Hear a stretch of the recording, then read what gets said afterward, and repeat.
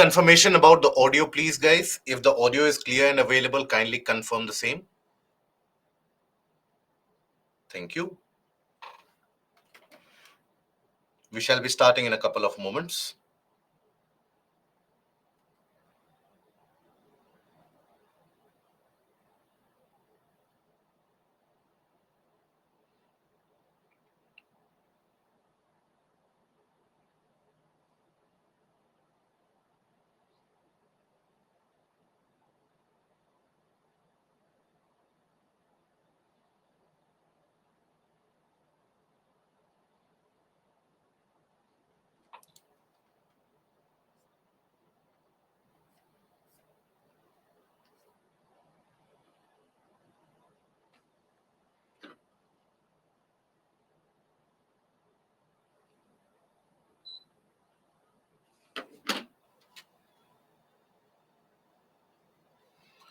So, hello, a very warm good afternoon to all of you, and welcome to Byju's Exam Prep IAS.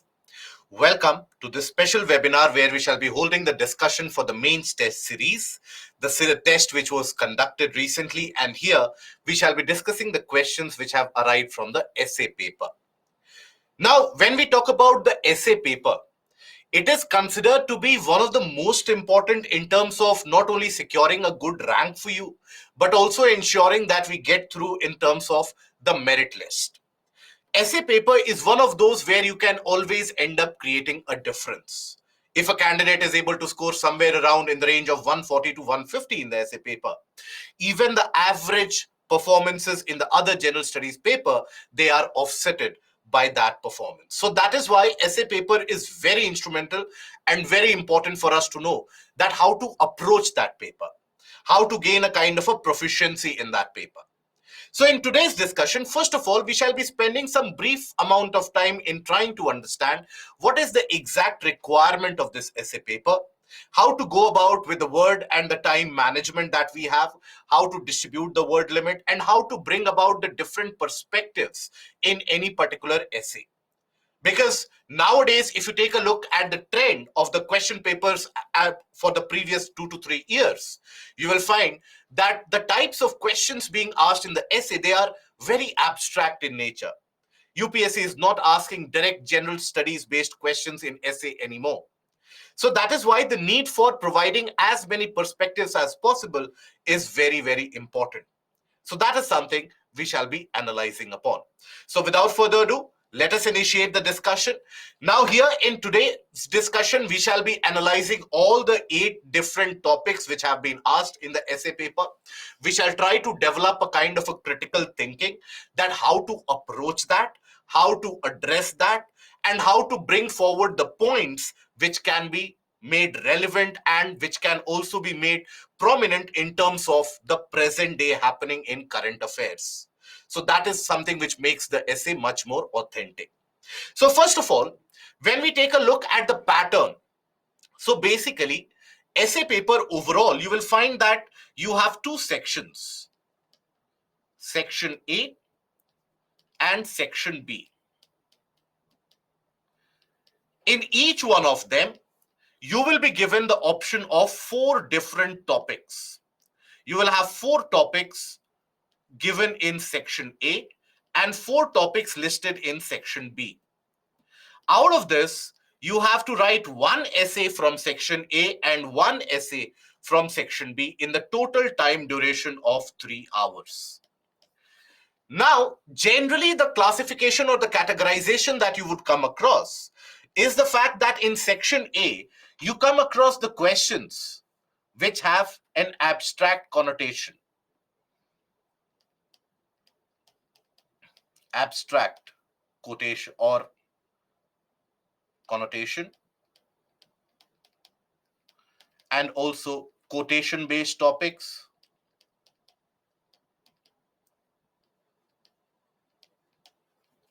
So these are the types of topics that you generally find appearing in section A. Generally in section B, you find direct questions, general studies based questions. For example, you can find questions associated with, let's say, health and education, healthcare and education. Why is it that it is lagging in India?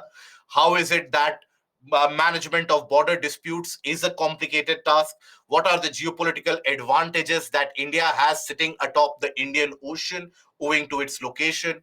These kinds of questions. And in the present day context, as we are talking about the entire aspect of Amrit Kal and so on, so that is also something which can always be found to be relevant in the exam. So, first of all, it is important to understand that both the essays, they carry equal weightage.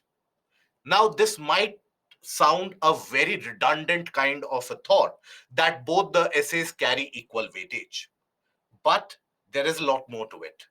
Why? So first of all, both these are worth 125 marks, both of them.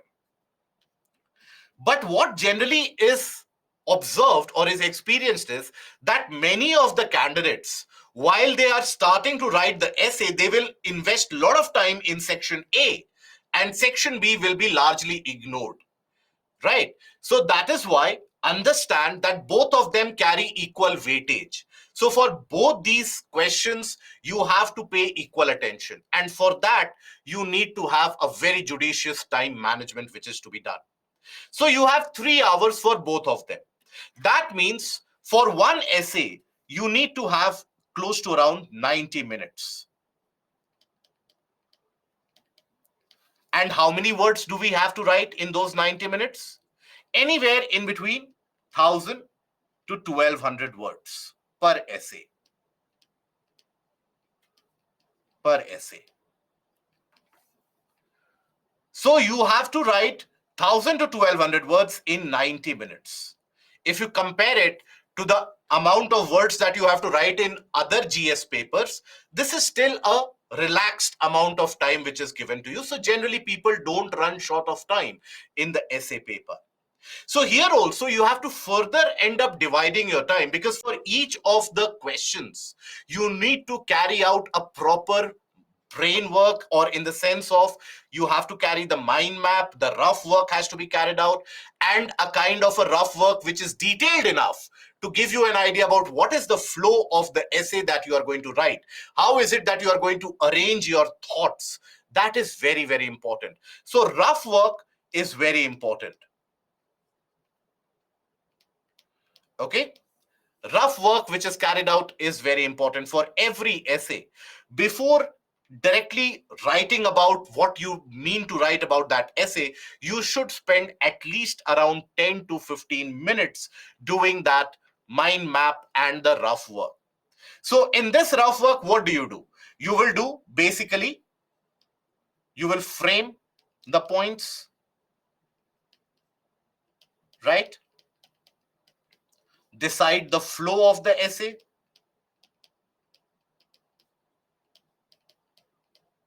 bring about perspectives, different perspectives that you can bring to the table.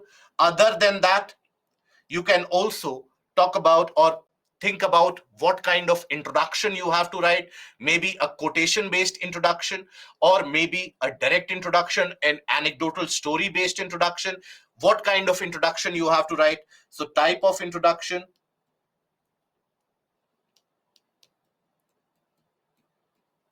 okay,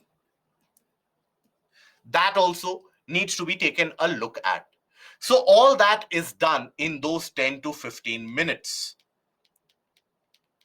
So that means you are left with close to around 1 hour 15 minutes, that is 75 minutes, to write this particular essay. Okay. Overall, you have to always keep one thing in mind at the time of the exam, that after you have written an essay, you have to invest around 5 minutes minimum for your revision also. 5 minutes has to be devoted to revision, because that will allow you to not only highlight few of the important pointers, but also eliminate few of the silly grammatical mistakes that we end up committing after writing such lengthy write-ups. We always end up committing few here and there silly mistakes which are always to be found. So you will get an opportunity to rectify that. So spend 5 minutes for the revision work. Now Here, another aspect or another problem or issue that the candidates faces, that how to bring about perspectives to the table. What are the various perspectives that you can provide?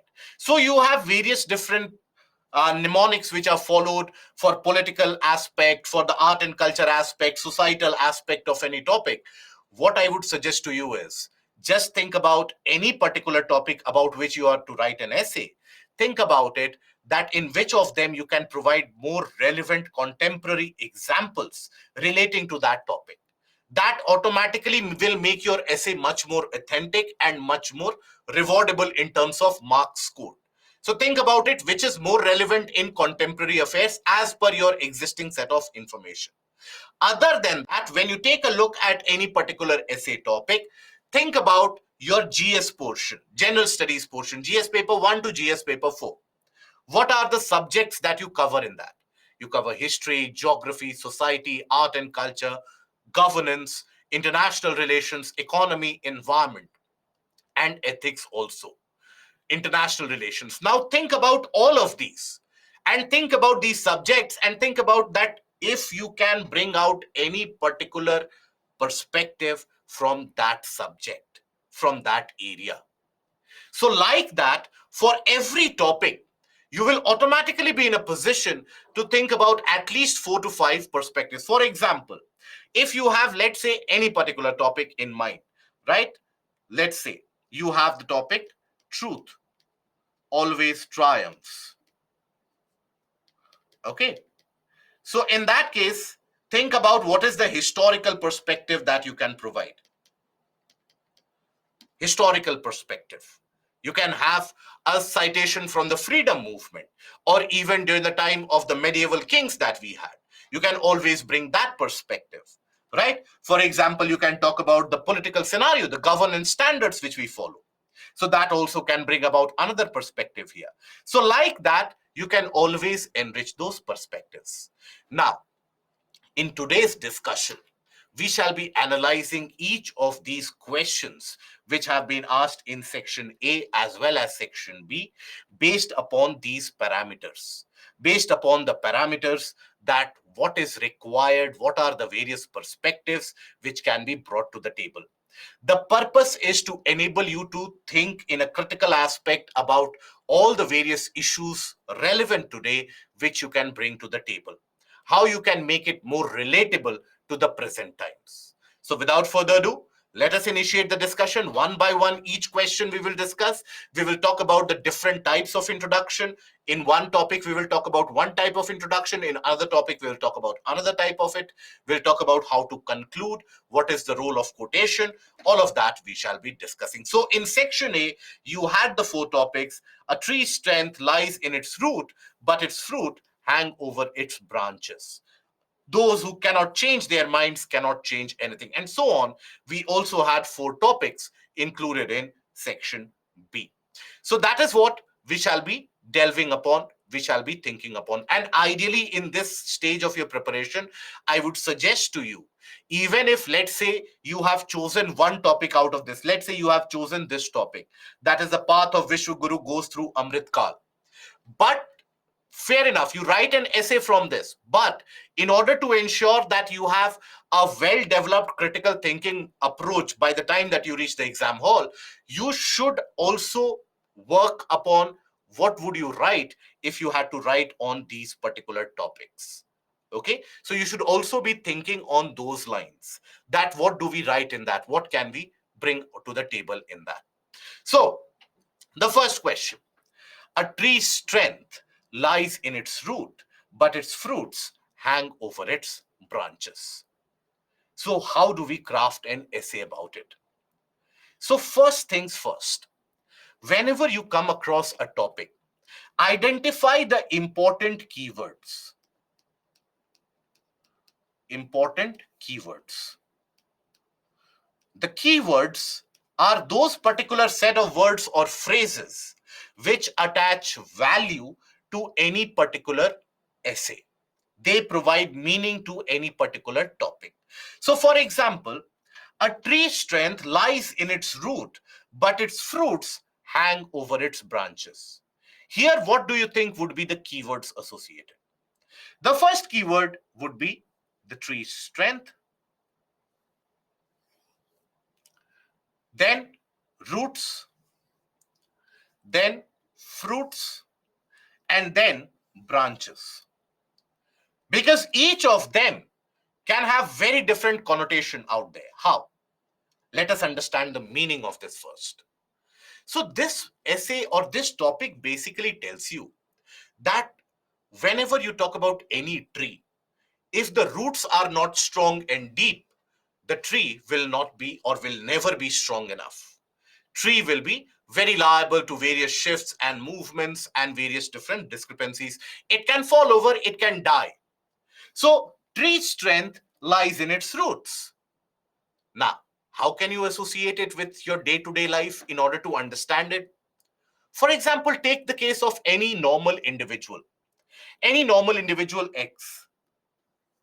Now, the strength of that person or that individual is very much driven by the upbringing, the roots of that individual. That what has been the upbringing, what has been the value inculcated.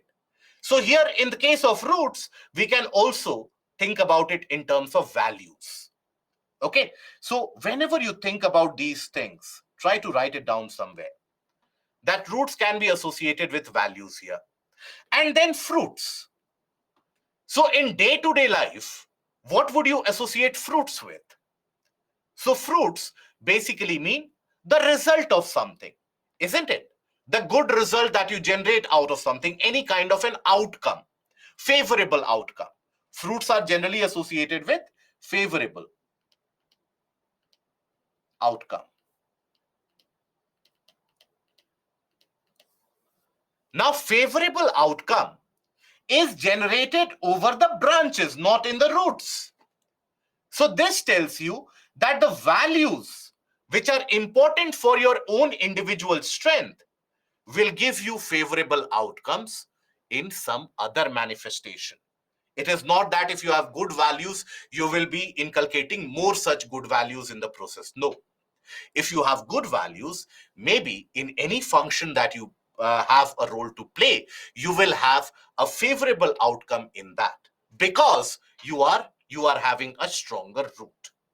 So that is the overall meaning of this essay. Now, if you think about it, what are the perspectives that we can bring to the table in this particular essay?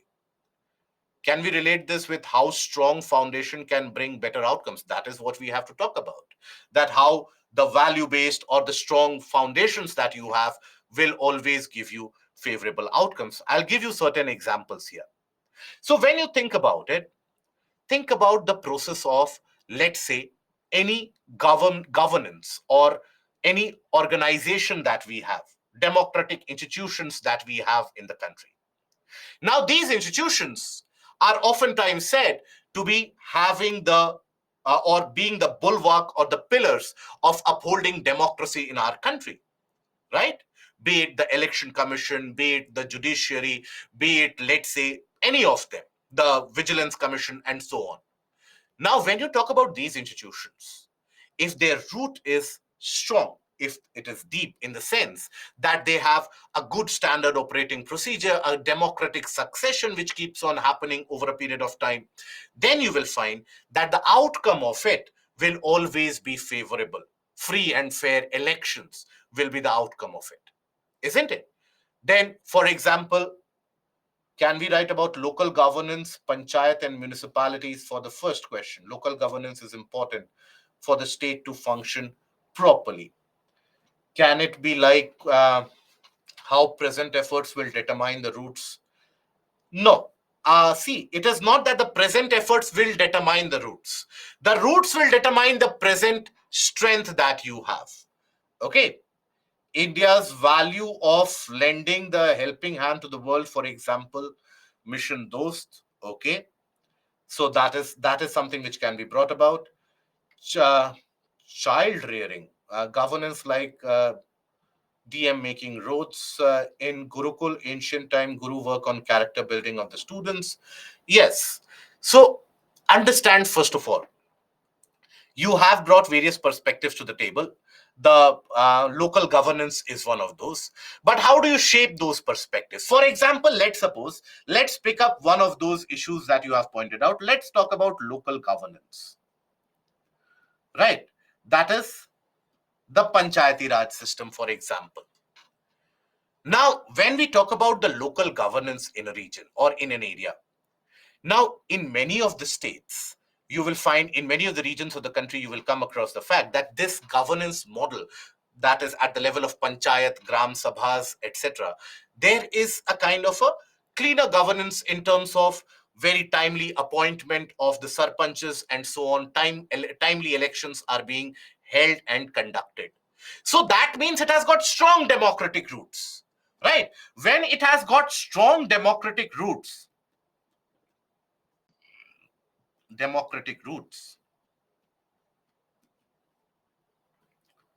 what does that mean? It means it will have some kind of an efficiency in terms of functioning, efficiency. And if it is efficient enough, what will it be able to do? Let's suppose a rural area faces a calamity or a crisis for water supply, drinking water. So it will be able to provide governance services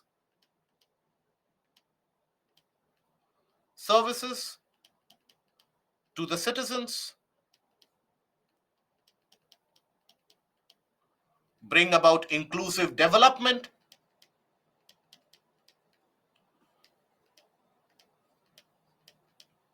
right? Now, what is that? That is a favorable outcome. But that favorable outcome, it is not here a direct attribute that whenever you have timely election being held in panchayats, you have a favorable outcome. No, it is over a period of time that in whichever state we are talking about, let's say very periodically and efficiently and in a proper timely manner, you have the election of the new sarpanches and so on. So if it has been carried out for a long period of time, only then will you be able to experience the favorable outcome. This also tells you that something will take some time. Any effort will take some time to yield results in front of you. It is never going to be a quick fix solution.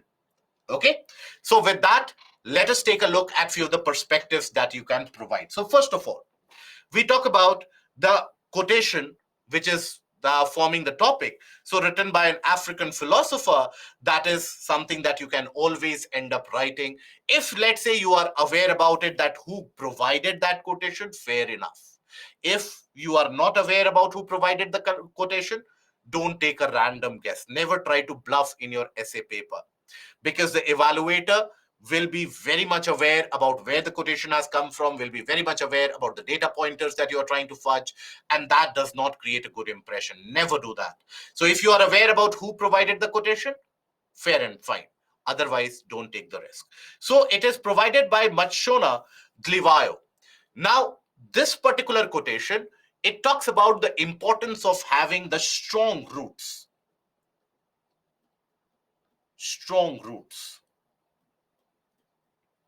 for favorable outcome.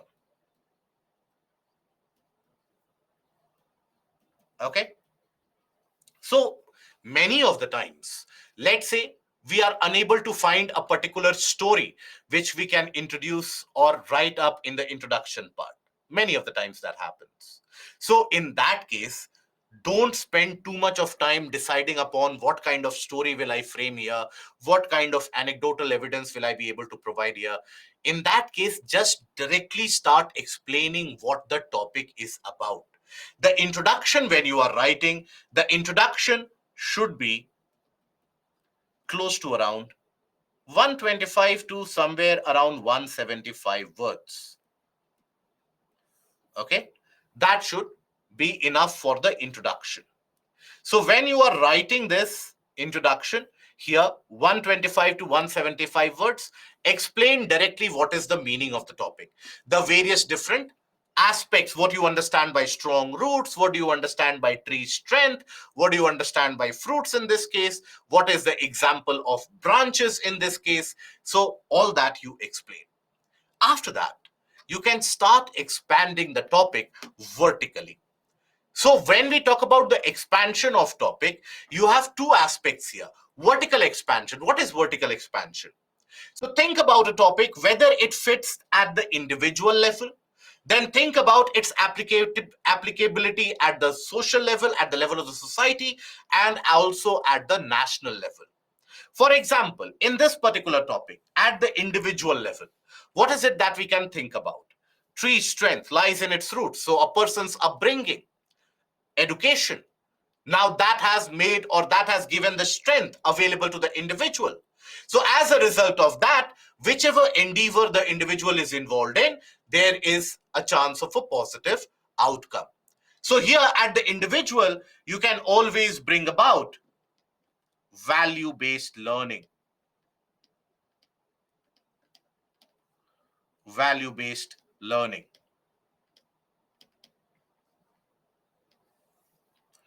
Okay, you can always think about that. That value based learning provides you a kind of a chance of success in your future endeavors because you're strong enough to face the vagaries of the society around you, right? At the level of the society, when the society is much more open, the society is rooted in the sense that society knows its role out there, right? Its role is to help each other. It is based on humanity, human perspective. It is based on ethical morality. Morality. Okay? That ethical morality will eventually lead the society to prosper. Okay? Here, if ethical morality we talk about equality, right? And as a result of that, you will have prosperous interrelation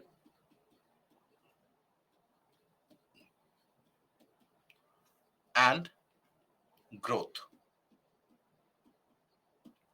The society progresses in that case. Okay, equality, here you can also talk about openness in a society, the existence of brotherhood or fraternity present in the society, that is very essential for the progress. And then when we talk about the national perspective, that if you take this particular topic and fit it on the national perspective, what can you think about? So here on the national perspective, we can always think about the fact that, let's suppose, a nation which has got its roots in place, that is the culture, the tradition, right? If that is in place and the basics are correct, that nation is built on the, let's say, the simple principle of uplifting the citizens of that country, then that country will have favorable outcomes going ahead into the future in various different endeavors. So, like that, you can expand the topic vertically. This is the vertical expansion as it is referred to. Then, when we talk about the horizontal expansion of any topic, it is about how you are able to provide various different perspectives. So, for example, when we provide the political perspective, so in the present day scenario, take the case of, why only take the case of India, consider the case of the entirety of the world. But always understand, if you have the presence, or if ever you are writing an essay and you have the availability of an example internationally and also nationally, try to bring in both to the table. But if you have a limitation, national perspective or national example should always predominate. Okay, how it is influencing the nation.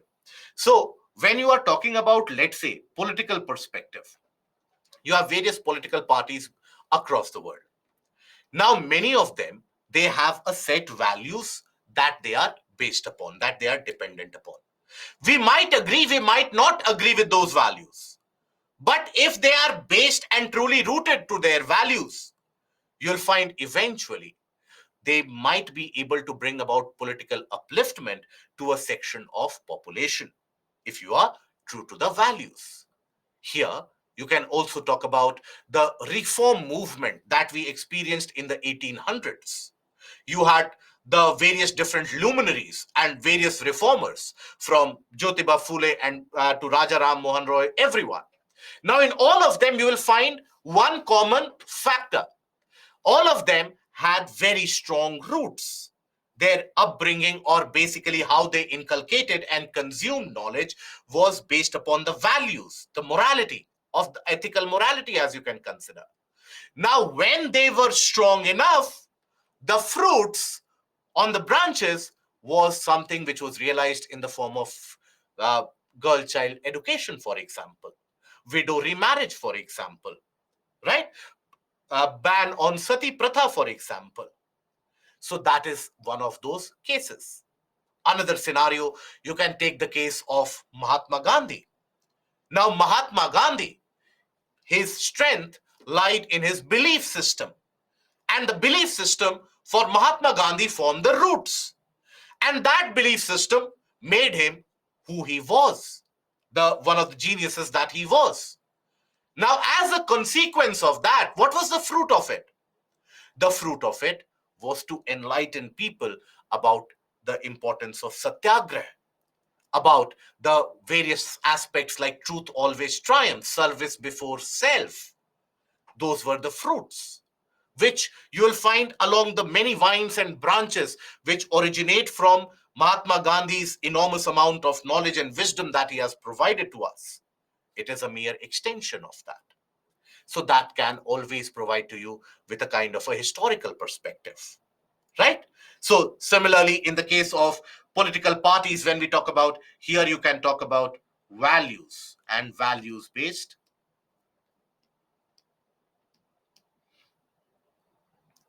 political upliftment. Now, meanwhile, if you can think about it, try to associate it with the various mass movements that we have experienced not only in our history, but even across the globe. Now, in all the mass movements that you realize and that you analyze, you'll find that those of them which were rooted in the sense of certain values and they were very much based upon certain ethical aspects, those movements have been much stronger and the outcome has been fruitful as well. For example, if you think about it, before the freedom was attained, you had the temple re-entry movement, right? You had the non-cooperation movement. These were mass movements. For example, if you consider the year around 2011, you had the large campaign or large movement initiated by Anna Hazare, where it was the fight against corruption. So, because the roots were so pure in that case, that movement was very strong. And that brought about a kind of a fruit, which was a fight against corruption, which was initiated, isn't it? So that is also how, in the political aspect, you can also talk about the mass movements, political movements. Then the economic perspective. For every topic, economic perspective is something that you can always pick off. For example, the economic growth of any country, when you consider, let's suppose we consider the situation of India as of now. So if you take a look at the trend of the newspapers and the news headlines for the past couple of decades, you will find one similar feature, one common factor there. And that common factor would be what? It would be that there has been an increased push on manufacturing to provide jobs in order to have manufacturing, right? Now, in general, what do you find?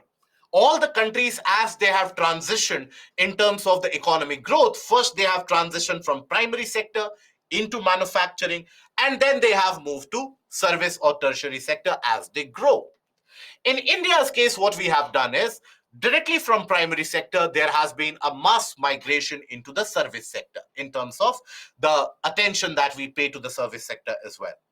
As a result of that, the manufacturing sector has always been stymied. The manufacturing sector has always, in a way, been anemic in the sense it hasn't got enough amount of influx of various inputs of funding, etc., technical know-how, and so on.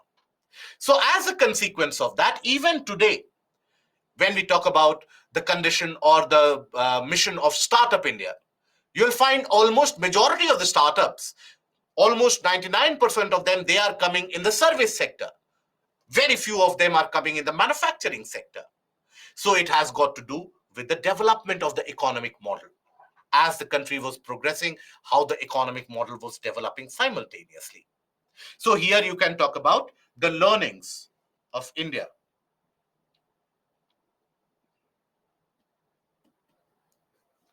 Learnings from India. And here you can talk about manufacturing.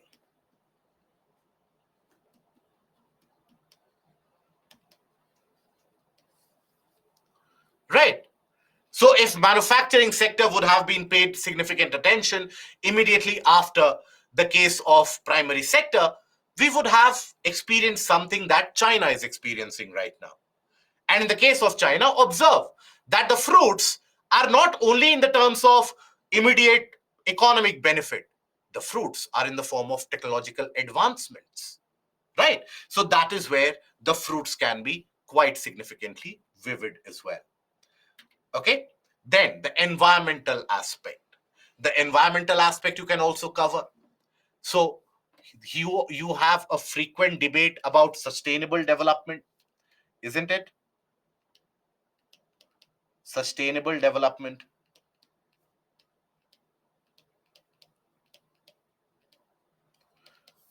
When we talk about sustainable development overall, when we talk about sustainable development, there is always an aspect of utilizing the resources very judiciously and having enough amount of resources available for the future generation also. So if the basis of development is strong, right? If the basis of development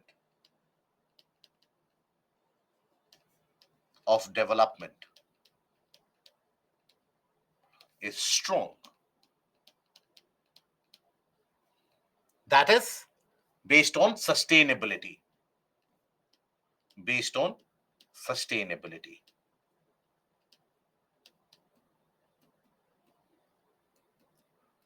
Then the outcome that you generate out of it basically will be the fruits. The outcome will be conservation of nature, conservation of nature, coexistence.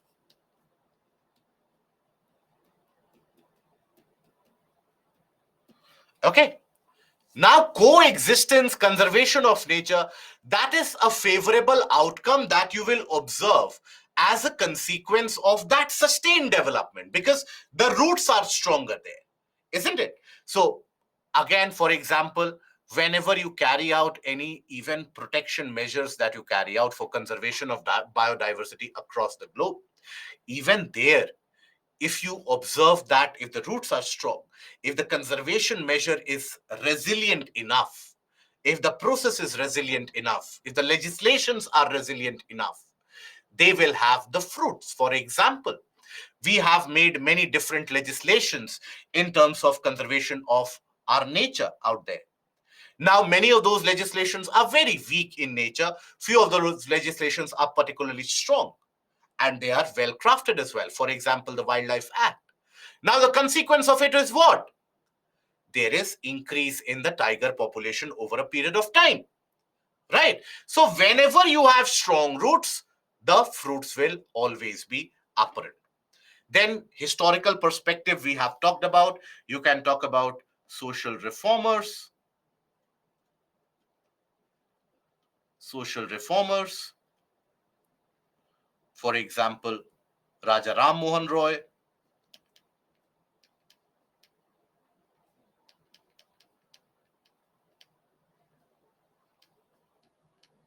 right? You can also talk about Mahatma Gandhi,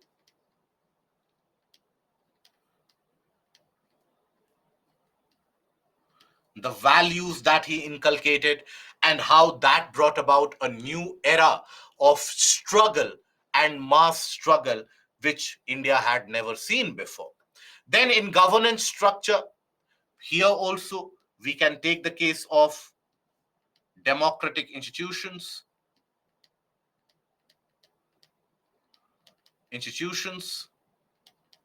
If they are resilient enough,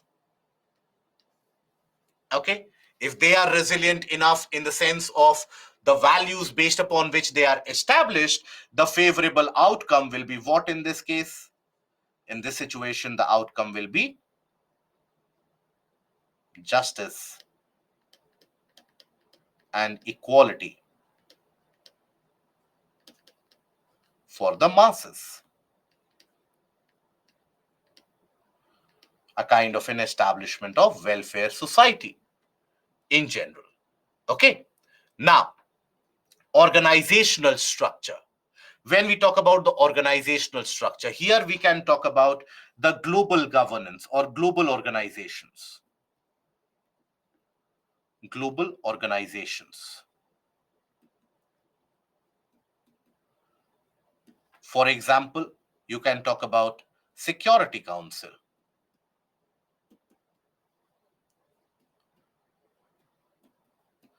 Security Council, United Nations Security Council. Now, United Nations Security Council, it was formed immediately after the Second World War. And immediately after the Second World War, the Cold War era had already initiated. So the Security Council was very much founded on the basis of a kind of a mutual distrust which existed, a kind of a mistrust which existed at that point of time. And as a consequence of that, Security Council has never been very strong. And Security Council has always, and various members, for example, United States, has always found it very convenient to flout the decisions made by Security Council. And what is the consequence of it? The consequence is basically that all the outcomes that you are able to see in terms of the global calamity, that is something which is the outcome, which is not favorable. So if the tree is weaker, the outcome will never be good. Another example that you can take off here is the case of NATO, North Atlantic Treaty Organization, now NATO, that was founded on the basis of the kind of a mistrust against Soviet Union of that time. And the entire premise of setting up NATO was what? That we have to keep the Soviet Union in check. Now, Soviet Union went by and became a thing of history when you had the unification of Germany and the disintegration of Soviet Russia, which happened. So, since 1990s, NATO has basically defied the roots based upon which it was found. So, after the disintegration of the Soviet Union, now NATO largely has been a kind of an anti-Russia force. So, look at the outcome. The outcome is never going to be favorable in that case. The outcome is going to be always, in a way, going to cause insecurity either in Russia or vice versa. So these are few of the examples of this case, of how organizational structure also stand true to the topic. Can we give example of UNESCO as global awareness regarding education has increased? Yes, you can provide that. Investing in research and yielding its fruits in medicines or inventions. Very good, Nisarga. That is something we can do. WHO also on health. Yes, WHO you can take the example of, you can take the case of various different organizations, international level. You can talk about even the case of BRICS. Now, BRICS also was formed as a kind of a global common for those countries who are not exactly in the Western part of the world in the terms of the developmental standards, but who have lot of developmental requirements and needs. So the benefit of it is the mutual cooperation that you have, let's say, between India and South Africa, India and Russia, India and Brazil. So those are the beneficial outcomes. Okay. Then you have the aspect of science also. Now, science basically, you can talk about the importance of research and innovation. So any scientific research or any scientific advancement is dependent upon good education standard, first of all, a kind of a conducive environment for research, experimentation, right? Citation, the evaluations, etc. So if this is carried out, then you will find a lot of technological innovations also taking place over a period of time. Then, for example, you can bring about another aspect here. You can bring about the aspect of sports also. So sports, when you talk about sportsmen or sports people in general, sportswomen, sportsmen, anyone, if you think about them, if the roots are strong, if their base is strong, you will find that there will be a prosperous outcome somewhere or the other. You can give the example, let's say, of the Olympian Neeraj Chopra. You can give or cite his example here. That just because the roots in terms of the values, the requirement, that was very strong, that is why the outcome was also significantly favorable. Okay, so these are the various examples that you can bring to the table. Solar Alliance can be another example. Good. uh, right. Can we write about the shortcomings of organizations favoring the donor countries like WHO investigating in the case of COVID? See, ideally, if you are talking about Security Council as a kind of a lacune, NATO as a kind of lacune or a kind of a drawback, one or two examples in this case will be sufficient. Don't end up reiterating the similar aspect again and again. Okay, so the one or two, or if you are convinced about WHO, fair enough, only write about WHO and maybe one other of them, not many more after that. Rajarshi, can you repeat about science? Science basically talks about the kind of scientific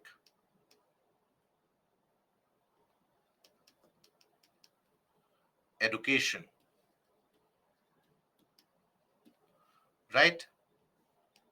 Scientific advancement will only happen in open societies which are tolerant, which are welcoming to the immigrants, only in those societies. And as a consequence of that, you have development of research infrastructure or research ecosystem.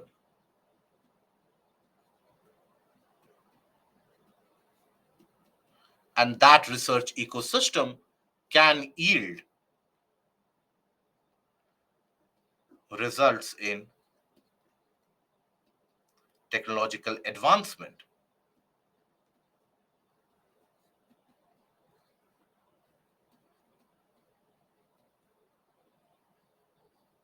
Okay, that is something you can bring to the table. In the portion of, let's say, governance, you can also take the help of certain initiatives by the government, those initiatives which have been helpful to the larger individuals. For example, you can take the case of, let's say, the RTI, right to information. Now, this is based on a very strong and simple value system. That is, in a democracy, individuals have the right to information. Now, that means it is a stronger legislation in general. And what is the outcome? There's an accountability fixed on the government in many of the cases. Similarly, you can talk about various institutions here when we are talking about, you can also talk about, let's say, CAG, Comptroller and Auditor General of India, right? CAG brings about a check and balance in the governance. So all these perspectives you can add. Okay. Can we give example of Niti Aayog? In what perspective will you give the example of Niti Aayog? Dangal movie, strong roots on gender equality? Yes, that can be brought about.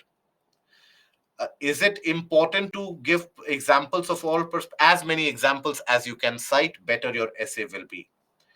Uh, Suraj schemes such as Poshan midday meal, yes. Midday meal is one of those ideal examples that you can provide. According to difficulties this year, UPSC paper, what current affairs resources we have to follow? Okay. Newspaper, monthly magazines, Yojana Kurukshetra. Okay. If we write these perspectives by highlighting as subheads, will it not be scattered over it? How can we write these by interlinking with paragraphs? So ideally, I would suggest to you that each of these perspectives should be written in different paragraphs. Okay, if you want to write it under a subhead, you can, but each of them will have a kind of a paragraph, separate paragraphs. It should not be mixed overall. Okay, and Green Revolution as an example, but we have many drawbacks of Green Revolution which have come to light, Pratik. So, Green Revolution should not always be taken as an example. Then, when we talk about conclusion, conclusion again to be written within 125 words to maybe 150 words sometimes, but 125, 75 to 125 words more than sufficient. Now, here what you do is you briefly end up summarizing everything that you have written. You don't repeat it, but you summarize it. So, overall, you will write that be it in the international affairs or diplomacy, or be it in the aspect of even when we talk about the various perspectives here, one thing that we can always include is the humanitarian and disaster relief, HADR operations, right? So, rescue missions that India runs. Now that is based on the strong roots. Which strong roots here? Strong roots of humanity, respecting the other set of individuals. That is why, regardless of the country of origin, they need to be protected, they need to be rescued. India, being a first responder, has got a soft image or a soft diplomacy which has created a good image of India. And what will be its fruits? When Indians they travel abroad, they experience a better treatment as compared to many of the other contemporary worlds and contemporary countries. So that is a kind of a fruit, a kind of a intangible fruit of this particular aspect of Vasudev Kutumbakam, the policy that we have.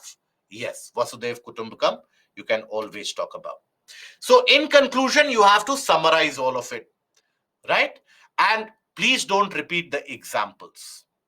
So, here, very briefly, you can write that as observed across the globe, the strength of a thought, strength of any value, strength of an individual or a society or a nation is dependent on what has happened or how it has been brought up.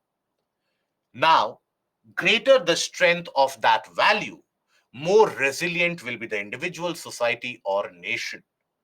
And then not only will they be able to tackle the various different vagaries that we come across, they will also be able to enforce a positive outcome for the inhabitants, for the self, and also for the larger world sphere. And there you can elaborate a bit and conclude your answer. Conclusion should always have a kind of a positive aspect. Positive aspect has to be associated here, always. Okay, in conclusion, that is a must, that is a requirement. Okay, are we comfortable up till here? Good. Quotations, I would suggest that newspaper in itself will give you a lot of quotations in general, my dear friend. So just keep on reading the newspapers every other day. You'll find a lot of quotations appearing in the portion of editorials, etc. So that shall be more than sufficient. Now, those who cannot change their minds cannot change anything. Now, this particular quotation that we have, or this particular topic that we have, first of all, understand that. What do we mean by this? Those who cannot change their minds means this is a catchphrase here, this is a keyword here.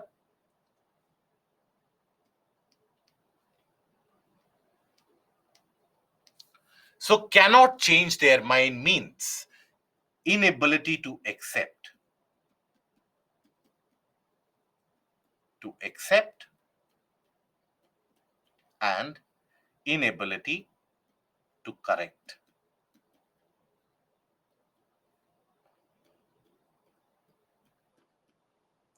Okay? Inability to accept, inability to correct oneself. So, You need a lot of courage in order to accept that you might be wrong, your process might be wrong. And that courage is not available to everyone. And we have to be very accepted, or we have to be very much aware about this fact that not everybody, or not every society, not every nation has got the ability to accept and the ability to go for course correction. So when we cannot accept, or when we cannot own the fallacies that we have, inefficiencies that we have, we cannot change anything around us. Albert Einstein had said that it is a fool, it is the work of a fool who will repeat the same work or the same process again and again and expect a different result every time. Right? It is a work of a fool. So basically, you can also provide these quotations as Einstein famously said, so on and so forth. So this basically means those who cannot change their minds means they repeat the same mistakes. The same mistakes.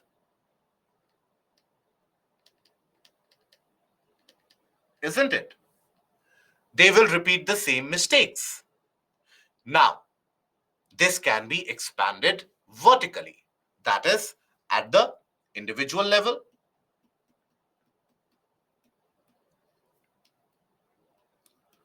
level of the society,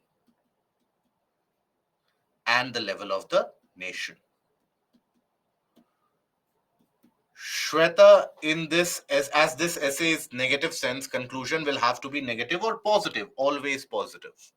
Always positive. There is always a positive light that you can bring about to any aspect here. Okay. Now, here at the individual level, you can give multiple examples, multiple different examples. Okay. So, at the individual level, you can give the examples of many sports people out there. Easiest example, right? Be it the tennis greats since the time of, let's say, uh, even in the contemporary era, you have Rafael Nadal, one of the all time greatest tennis players to have lived. Now, that individual was aware about few of the issues that he had in terms of his technique and so on, due to which he was facing a lot of drawback overall. And unless and until he corrected that, there was not much change which he could bring to the table. Similarly, any sports area that you follow, you can bring to the table. But if you are not following the area of sports, you can always talk about, let's say, freedom movement. Yes, you can always talk about Virat Kohli as well. Freedom movement. Now, during the freedom movement, I hope you remember that prior to the Surat session, which was held, you had a lot of discussion, a lot of debate about which route to follow. Now, there was a kind of a inability to accept that what we are doing as of now is not going to yield significant results. That acceptability came after 2 to 3, let's say, decades in general. So it was by the 20s that everybody realized that the freedom movement has to take a certain shape, a certain direction. Only then they could change anything. Mahatma Gandhi famously said, be the change you want to see in the world. So if you want to change the world, first have that change in yourself. If you want the world to be polite to you, first of all, you have to be polite to the rest of the world. If you want the world to be happy, you have to be happy. So that is the individual level addressed. Then the level of society. Regardless of how many poems, or regardless of how many essays that we write about the development and the requirement of progress in the society, a society will never progress unless and until it changes the way it discriminates people. Every society has got some or the other kind of discrimination. You have few societies which are much more open, you have few societies which are very regressive.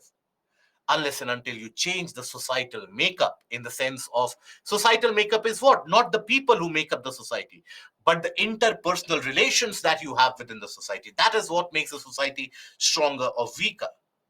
If you change that, then you can change the norms moving around and at the nation as well.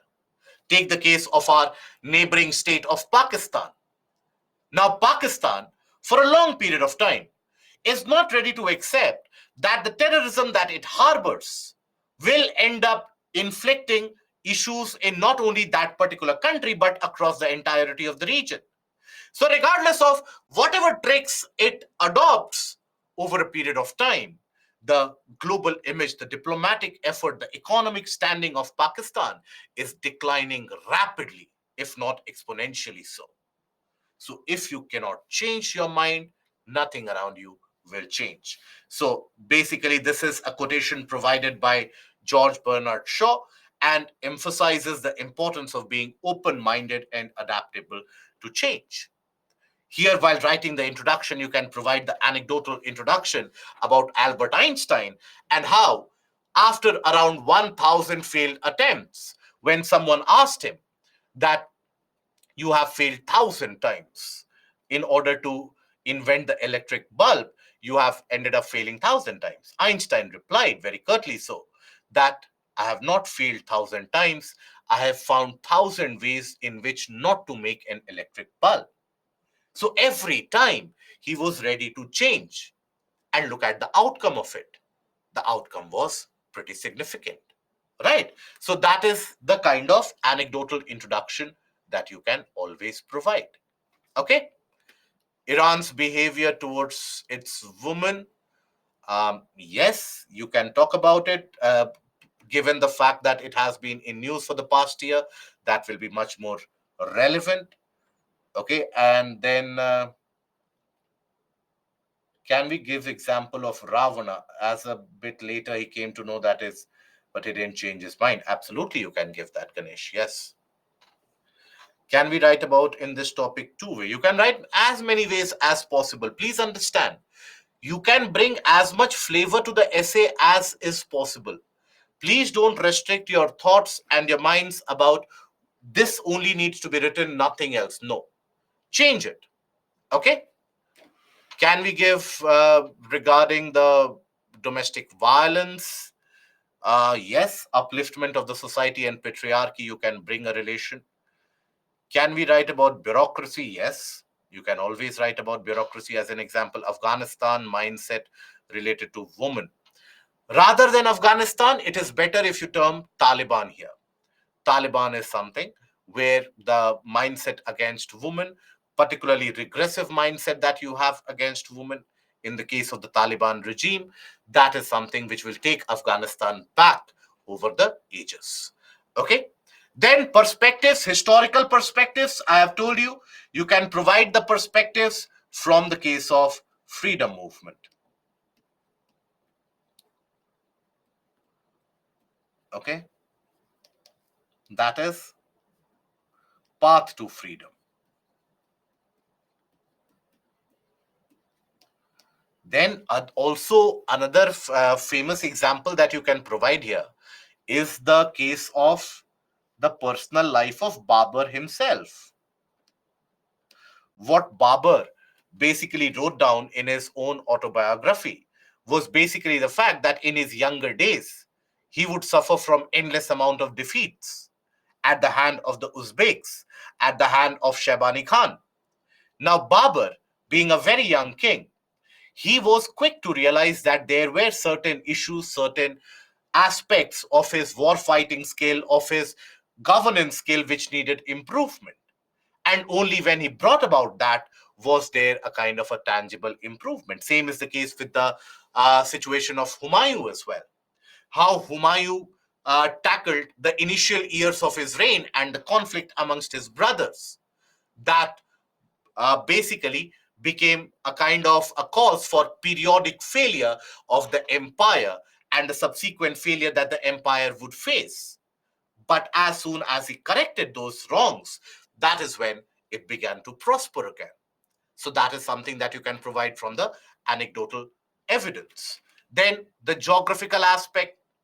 When we talk about the geographical aspect here, we can also talk about the aspect of, let's say, the industrial location, for example, or the location for growth poles.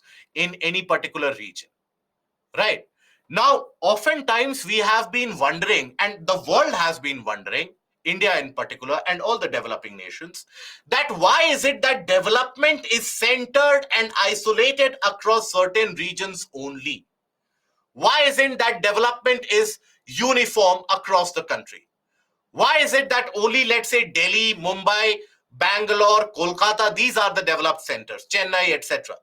Why don't we have a smaller area, let's say in Madhya Pradesh or Chhattisgarh, which have the same level of prosperity?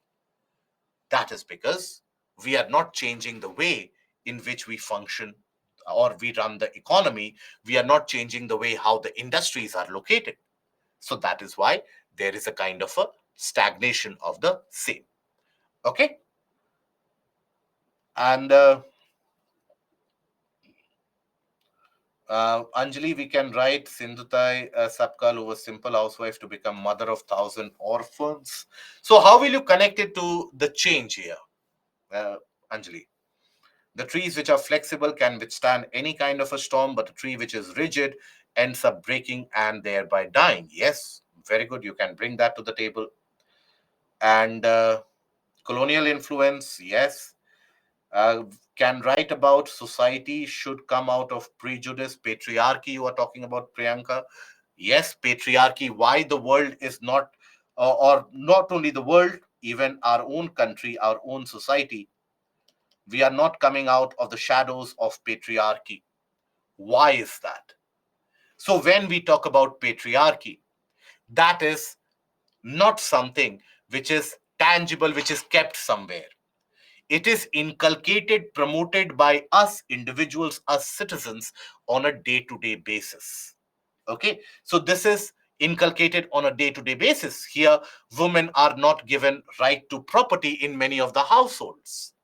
So, as a consequence of that, what do we have? We don't have any change in the societal setup.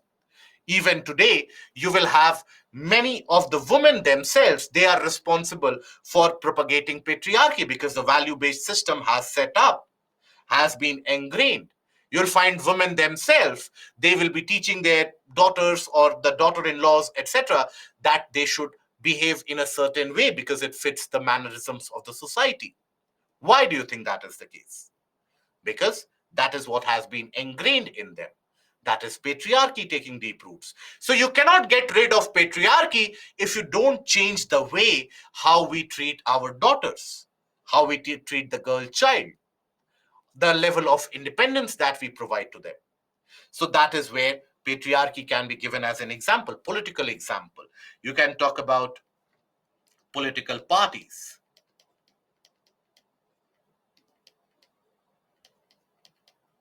and electoral defeat.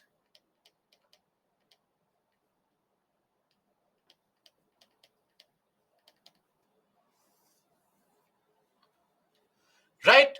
Any political party, for example, if they continue doing the same thing over and over again, which has created a kind of a awkward situation or a kind of a not a favorable circumstance or outcome for them, they will always end up repeating that kind of failure or defeat that they have experienced. Take the case of, let's suppose you have the Labour Party in United Kingdom, UK. Labour Party has been out of power for a long period of time, and still their governance policies, their policies of how they approach the masses, that has been the same. So they are experiencing that defeat again and again and again. So all these examples you can always bring to the table. Um, then can we give examples of Western nation hypocrisy?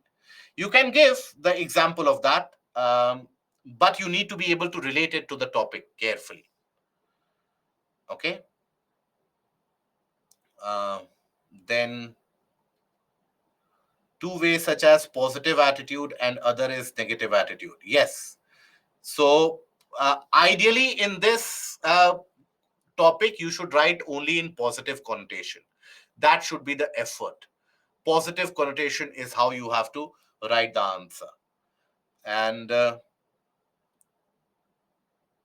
after that, I had a few of the interesting ones as well. LPG reforms were actually the change that was brought in the economy of the country. Fair enough, very good. Opening up of the economic sectors. Then patriarchy can be good also. That is interesting. How is that? How is that the patriarchy can be good? Never write it in the exam, although. It is good for your coffee table discussions that patriarchy is good or bad. Never write it in your examination. Okay? So always understand patriarchy is so deep rooted and it has got such a large amount of impact, unfavorable impact. It will be almost blasphemous to think about it that it can have positive connotation. I am barely able to see any idea or any aspect in which patriarchy can have a favorable outcome. Almost nowhere can I find a favorable outcome for patriarchy. It is always going to be incorrect. Okay. And India changed the strategy from non-alignment to multi-alignment based on recent consequences. Can we write this? We can write this, yes. Kalyani, in historic times, even in historic times, patriarchy has always, wherever patriarchy has prevailed significantly, that has brought the society down. That has brought about stagnation of the society. Whenever you talk about patriarchy, think about it. We talk about the knowledge-based society that India was. Women were discriminated. They were not allowed to take part of certain social gatherings. They were not allowed to read the scriptures. As a result of that, what happened? Women, they were restricted to a certain kind of a job only, right? Not out of their choice, but just because you are born as a woman or as a female, you have to do certain kinds of jobs only. So as a result of that, already you are curbing the dreams, the aspirations, the abilities, and the extent to which any person can rise up. So that is never going to be positive, regardless of whatever aspect that you think. Patriarchy will be negative. Values and works were distributed. No. Significant larger sections of the population, they never got a say. And as a consequence of that, what did it morph into? You had the Matsya Puran, which talked about, or which in a way advocated, the beating of the wife by the husband. Think about it. If it has come to that extent that even the scriptures, they can justify wife beating by the husband, you can think about the rot which has started to develop, right? Social reform example, you can always provide, yes. And India's policy from look east to act east, absolutely yes. And acknowledging the root cause by Naxals, good. Decriminalizing section 497 and 377, bringing change in the society. That is again a fight to bring about equality. Local participation of local government, participation of women, that can also bring about a level playing field overall. Yes. And then in the governance model, when we talk about the governance model, in many of the areas, we have the top down approach,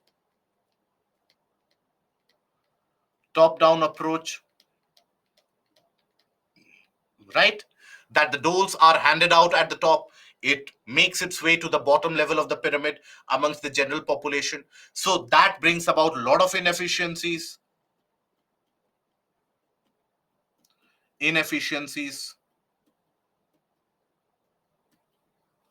And when you have a lot of inefficiencies, you have a limited development which happens, which results as a consequence. So what can be done? Change it. Bottoms up approach. That is why we have decentralization.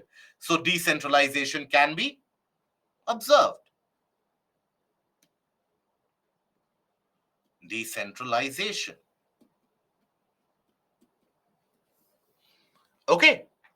Economic scenario. We have taken the case, or we have all of us would have studied the case of the LPG reforms that were carried out in 1991, liberalization, privatization, and globalization. The country opened up, and the country opened up its doors to the international market. That is when you had standardization of the products which happened. That is when you had many of the Indian companies also growing significantly to the level of the international competitors, so that it can give significant amount of competition to them. Their products can be sold in the international market. And only when the country opened up did you have the rise of the IT sector also. Okay, so that is where you have the change. Then think about the environment.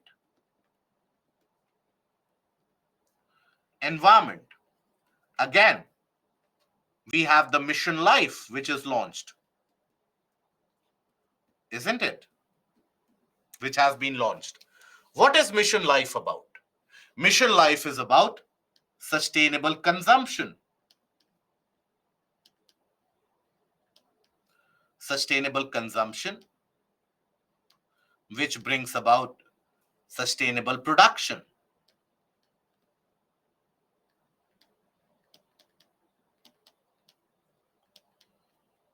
So, sustainable consumption of what? Of the products in general, right? If you consume less, only then will you be able to conserve the environment over a longer period of time. So these aspects you can bring to the table. Okay, using fossil fuels to green hydrogen, yes, that can bring about the changes which are desired, which are required. Political aspect, people need to change mind on election, like they should vote on a particular. So awareness you are talking about, and the type of government that we have and the governance standard, yes, Priyanka, that can be brought to the table. So see, please understand, all of you here, all of you are putting multiple aspects on the table that should be inculcated. If, let's say, one of the other people has brought about a thing to the table, that is why I'm reading it aloud, so that the other people, other ones of you who have attempted this, try to write it on your own, should also be aware about what are the other perspectives that you could bring to the table. It is that critical thinking, that critical approach, which is going to help you. Model answers you will find in the market easily available. However, we will be supplying the model answers on Saturday. You will get that. But model answers are easily available out there.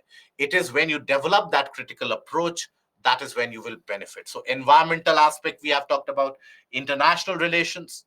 Here, the diplomacy, as already pointed out by few of you. One is from non-alignment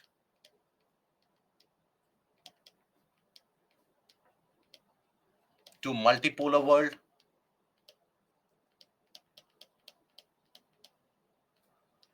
Okay. Another one is look east to act east. Right. Another aspect is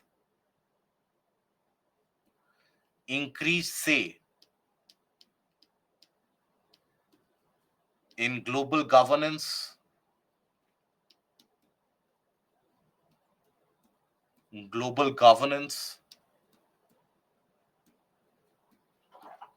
okay. Science and tech, here you have to talk about research ecosystem. Unless and until you develop the research ecosystem, and when we say the research ecosystem here, industry to institute connect, industry to institute connect.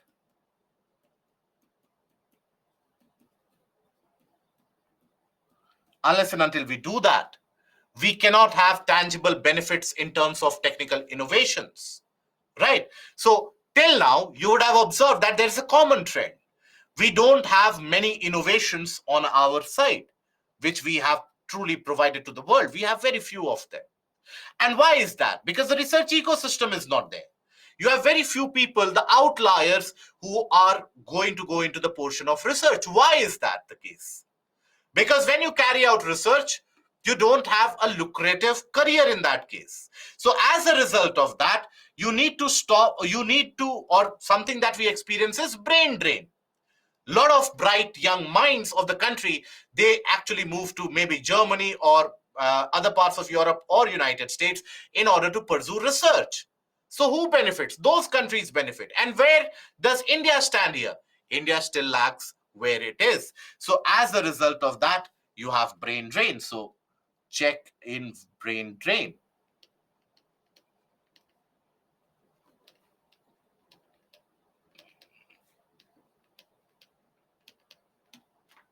Okay. Then this research ecosystem, it will also have a connotation in terms of the defense ecosystem. Every 5 years, you will find that there is increased hue and cry about the fact that we are amongst the largest importers of defense equipments from the various portions of the world. So when we are amongst the largest importers, this continues to drain our foreign exchange reserves and also increases our dependency on those particular countries in general. So that is why, unless and until you carry out your own research ecosystem, your own research environment, so even in the areas of, let's say, semiconductor manufacturing that the country is stressing upon. So we have to be the manufacturers, the designers rather than assemblers. Something which has happened to us in the case of solar power. We have been reduced to a mere assembler, right? So that is because the research ecosystem is not existent. Then the healthcare.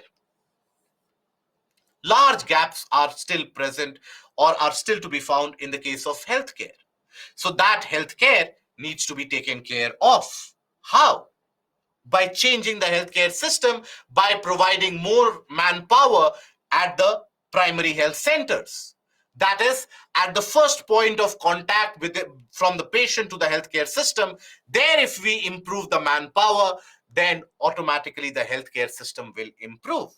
And sports, I've already given you the aspect that unless and until advancements or changes happen for the sports person, life is pretty much stagnant. So these are the various perspectives that you can bring. Okay. Women in STEM domain lead to more women. Yes, that is something which can be brought about. So when we talk about just the simple aspect of patriarchy, you have many changes which can be done at the political level, at the economic level, labor force participation, enabling the role of involvement of women in science, tech, engineering, and mathematics. There also you can bring about economic rights, the property rights awarded to women. So these all can be very beneficial. Okay. Now, then the next aspect, future belongs to those who prepare for it today. So what you sow, that is what you reap. Okay. So you reap what you sow, as simple as that. That is the perspective of this essay. So whatever you do today, you will get the reward or the advantage or disadvantage of it tomorrow. So if you want to conquer the future, you have to start preparation of it from today itself, so that you will be able to conquer the future. Here again, you can talk about the freedom movement.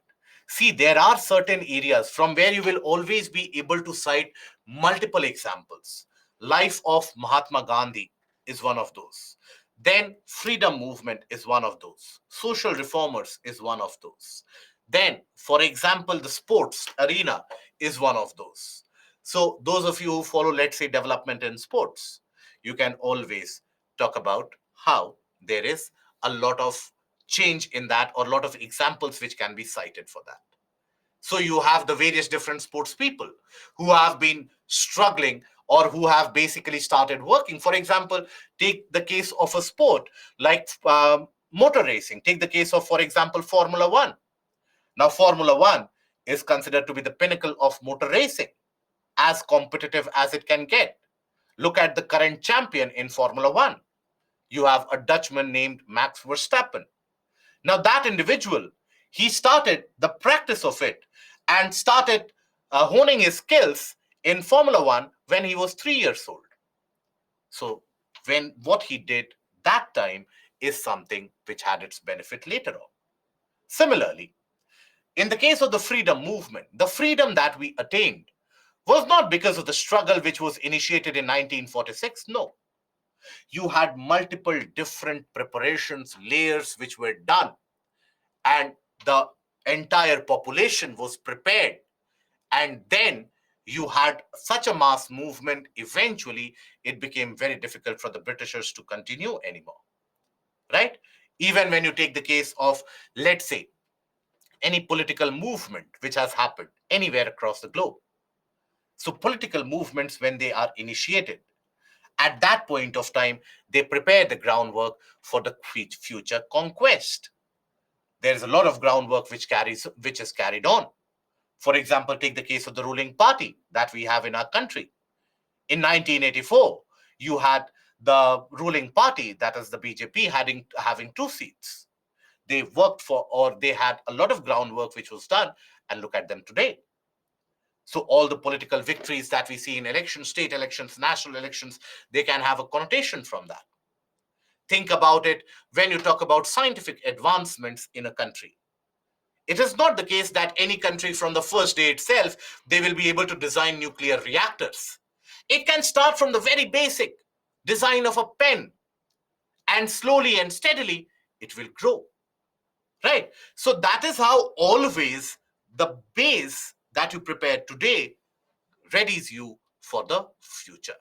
So here, for example, introduction you can provide based on a quotation. So the best way to predict your future is to create it. That is the quote provided by Abraham Lincoln.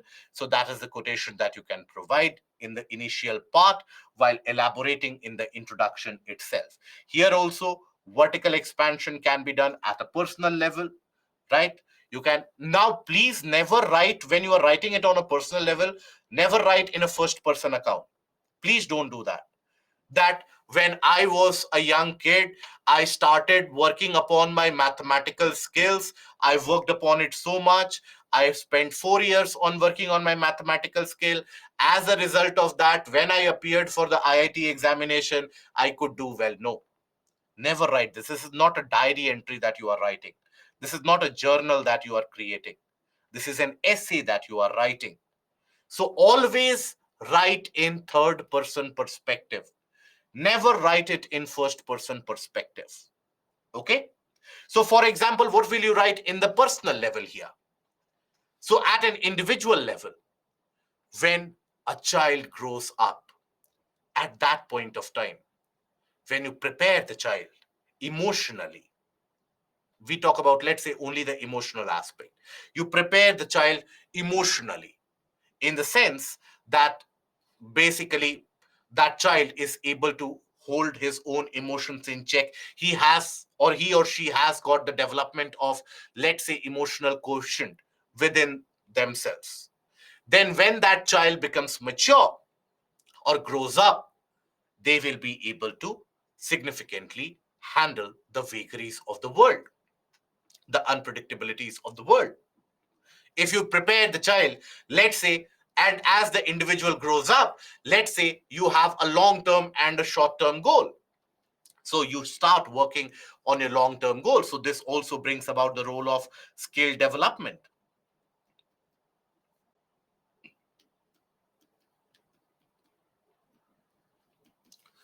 Take the case here, anecdotal story you can provide in the case of Elon Musk. Now, Elon Musk, even if you take a look at his early interviews, he was very clear he wanted to explore space. But in order to explore space, it would be absolutely, you have many people who crib about the fact right now that, I had I got the right opportunities, I would have become this XYZ, etc. Elon Musk was very aware of the fact that space industry is something which is highly regulated. It is impossible to get into, very costly, technologically intensive, capital intensive, and he did not have the capacity to do that from the get go. So what did he do? He created his own future. He created his own pathway. He established various companies for that ultimate goal of space travel. And now, SpaceX is one of the biggest names out there, isn't it? So, these kinds of anecdotal evidences you can always end up providing. Okay? Then, social perspective. A society. A society which prepares itself for tomorrow is able to handle tomorrow much better. Now, what is tomorrow? In this case, when we say tomorrow or the future, what is the future? Future is going to be much more technologically intensive. Future is going to be a situation where, despite being very close to each other, we are very distant in terms of communication skills. So a society which works upon that is going to be much more resilient. A nation, if it wants to be, let's say, a world leader 50 years from now, has to start working upon it right now. And that is where India at 100 is going to be one of those things that you can include here, that we have to start working on being a developed nation from today itself. China is significantly developed, not because what China did last year or what China did year before that. Everybody, when they compare India and China, they take solace in the fact that, okay, we have grown faster than China, or look, China grew faster than us. It is what China did in the 80s and the 90s and the 2000s. That has made China what it is today. It is for those 20 to 30 years when China had almost a double-digit economic growth. That is what has created the China of today. So for future, you need to own up the present. Okay? Perspectives, historical perspectives, the learnings from the freedom movement that we gained, that is something which helped us shape the freedom movement significantly, right? And the various different changes to the freedom you had, the Swarajes, etc., all that which was brought about was something which created the brighter future for us. Then, the demographic dividend. Demographic dividend. What is demographic dividend?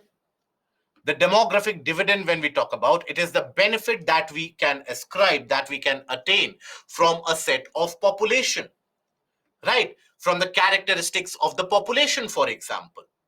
Now, India right now is in the purple patch of the demographic dividend. We have 65% of the population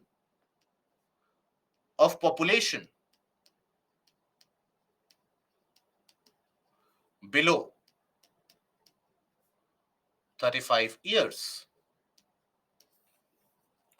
That means in the coming years, we will have a lot more people coming into the workforce. So for that future, what do we need to do? We need to create job opportunities for them. We need to create ample amount of opportunities for them, isn't it? So if opportunities are not provided to that large section of population, what will be the consequence? That demography, which was supposed to benefit you, that will turn into a disaster. You will have so many people unemployed. And whenever you have large-scale unemployment in any society, that society will always end up facing a lot of strife, a lot of conflict in general. People get offended at small things in general, right? And there will be a kind of a social unrest. So demographic dividend, if you don't create opportunities, creation of opportunities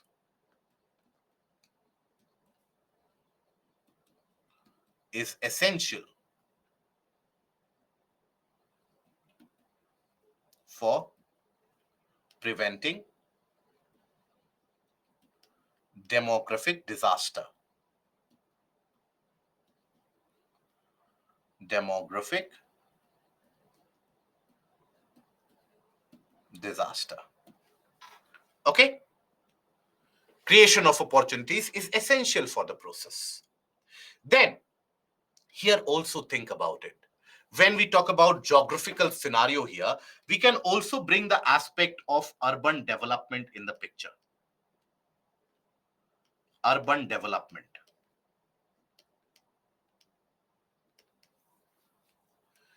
Now, when we talk about urban development, so how are we developing the cities? We are still carrying out unplanned expansion of the cities. That means what? That means 20 years from now, we will still be facing the same issues that we are facing today. Lot of traffic jams, lot of various different developmental issues, pollution, poor conditions of sanitation, hygiene. That will be a persistent problem. Why? Because even today, what we are creating is for the next 5 years, right? We need more cities that need to develop since independence. Take a look at the new cities which have been developed. There have been hardly 4 to 5 new cities which have been created. The existing cities, they are somehow carrying out patchwork, somehow extending into the suburbs. Poor condition of sanitation, hygiene, lack of affordable housing, that has become the urban template. Look at, meanwhile, the other cities which have come up across the world. Look at Shanghai, look at Singapore, look at Hong Kong, look at the region of Dubai, Abu Dhabi. Now they have created the infrastructure which is going to serve them 50 years from now. So obviously, the issues will be where. Now Saudi Arabia is making a new linear city, creating a new linear city. It is not as if it is facing a population problem, but it is creating something for the future. So that is where what you do today gives you the rewards tomorrow. Then political awakening. Again, in the case of mass movement, if you want to bring out true political awakening amongst the people, you have to start working upon it from today itself. And the area of sports we have talked about, national economic growth, that is the case of China, also is something that we have already talked about. Research and development, here also provision of research ecosystem, benefits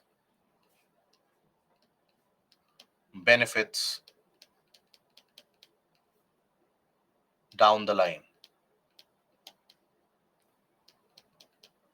Years down the line is when you will be able to get the benefits of it. Then, climate change crisis. So, IPCC, Intergovernmental Panel on Climate Change, that IPCC in its various reports has said that look, if you want to restrict the temperature by 2100, right, almost 80 years from now, you have to immediately work on it today. Only then 2100 will be something which is tolerable. Otherwise, 2100, the time will be very difficult for the humankind. So climate change crisis also. Here you can give the sightings of the sixth assessment report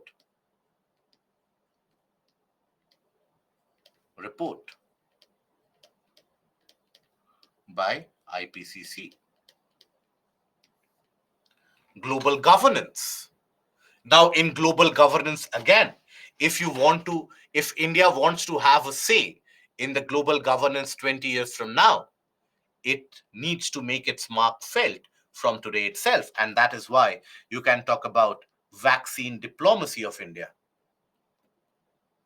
Vaccine diplomacy. Recently, the Prime Minister visited the Pacific Island nation, right? And you had the Pacific Island India Cooperation Partnership. So that is why, in order to have a greater say 10 years, 20 years down the line, isn't it? Then you also can talk about, yes, first responder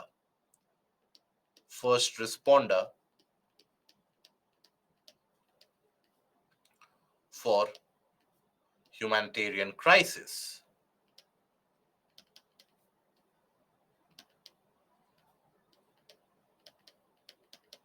That is going to yield the rewards tomorrow, right? Then defense. We talk about building a robust defense infrastructure.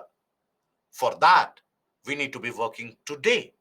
We need to be working on Atmanirbharta, right? Self-sufficiency in defense is very essential if the defense requirements have to be robust. Self-sufficiency.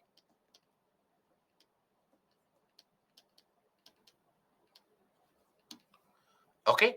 And also one other thing that I would want to point out to you, See, many of the times what happens is when we are thinking about the various different perspectives, oftentimes the flow of thought carries us away from the main point. That should never happen. That will is something which will be brought under control only after multiple practices are done. So that is something which will never happen. So what that should not never happen. So what you should do is, while writing, for a brief moment, while creating that rough work or brainstorming that you do, at that point of time, take multiple look at the topic itself and observe during the brainstorming session that whether all the topics they stick to the same requirement as given by UPSC. All the perspectives, do they stick to the same requirement, or are you veering off? So that analysis and that check is very essential. Then, for example, when we talk about healthcare, now in healthcare, we talk about the requirement of a kind of a universal healthcare. We talk about how healthcare should be provided to everyone, regardless of the inequalities that we have in the place. Now, can it happen on its own? Absolutely not. What do you need to do? You need to have more manpower. You need to have better manufacturing of medical equipments in India itself, so the price lowers. You need the manufacturing of active pharmaceutical ingredients in India, right? You need better multi-specialty hospitals at a cheaper rate. All of that, if you do, only then the healthcare will improve. So you prepare for today, you will have the benefit 10 years down the line. Okay? So that is all that you can bring to the table. Are we comfortable up till here? Any other perspective that you can think about? Dr. Baba Sahib Ambedkar, yes. We can talk about that. Can we write we are reducing the trade deficit with China due to recent tensions by PLI scheme? But how will that relate to the future? So, okay, yes, you can always provide that connotation. Okay, Malavajala, we can always provide that connotation. Okay, so I hope that is understood. Now, then another question: tradition becomes our security, and when the mind is secure, it is in decay. Okay, that basically augurs or basically talks about a situation of intellectual stagnation.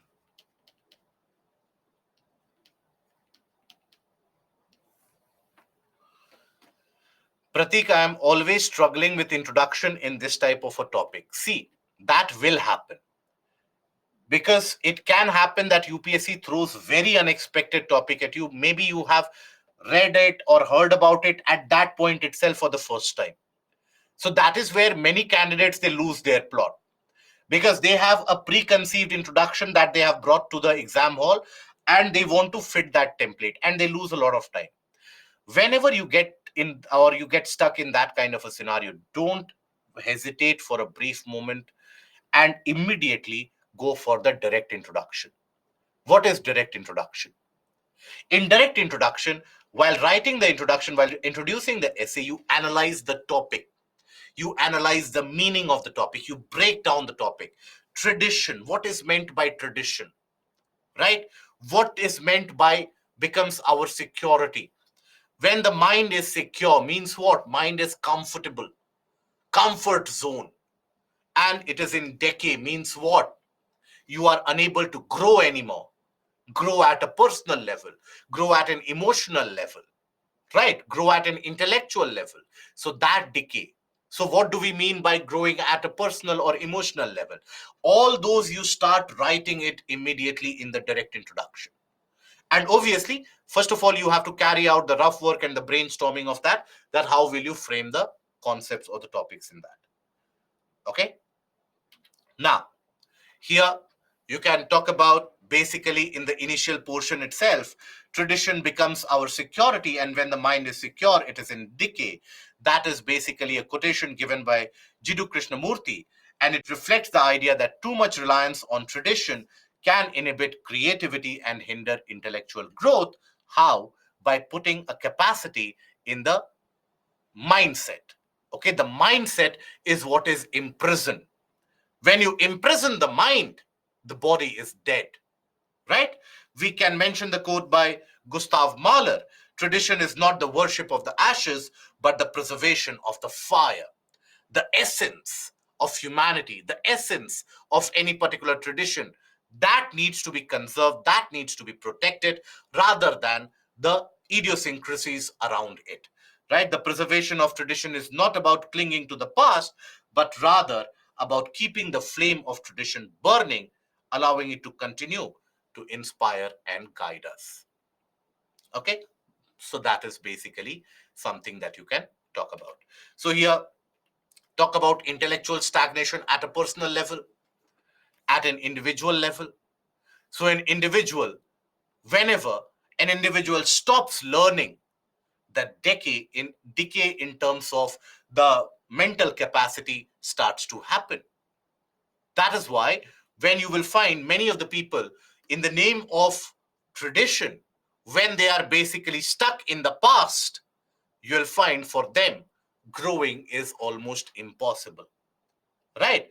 Tradition, please understand, tradition here can have a positive and a negative connotation as well. Tradition does not necessarily mean a negative connotation. Sticking to your traditions does not make you a wrong individual. But not doing something because you are rooted in tradition, in the false perspective of tradition, that is a crime. That should not happen. Okay, so always an individual should be futuristic in approach, a society should be futuristic in approach. For example, take the case of the present day scenario that you have. Let's say you had the massive protest in Iran, which almost rocked the entire world. Now, why was that protest initiated by the women? Because they felt that the society is still deep rooted in the tradition and they're secure there. They find no insecurity when everybody follows a kind of a similar, let's say, a similar wearing habit and so on. Now, as a result of that, what happened? They felt that the society was in decay. Similarly, take the case of Taliban. Now, from outside, when we take a look at the actions of Taliban, we think of them as atrocious. We think of them as violent. But do you think in their minds, when they are bringing laws, for example, that women would not be allowed to study beyond a particular point, they would not be allowed to go to colleges where the male members are also present? In their mind, they are basically thinking about it logically, that we are creating a society which was in existence so many years back.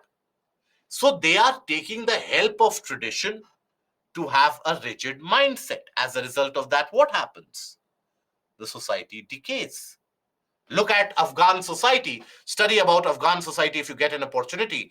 Or during the 50s, 60s, and even the early 70s, it was thriving. Women could drive around, they could move around, they could work around. It was very progressive, right? But look at it, what has happened now?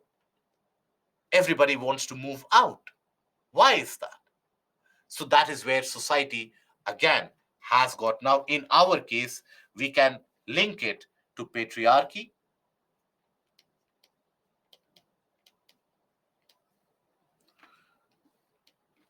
caste discrimination,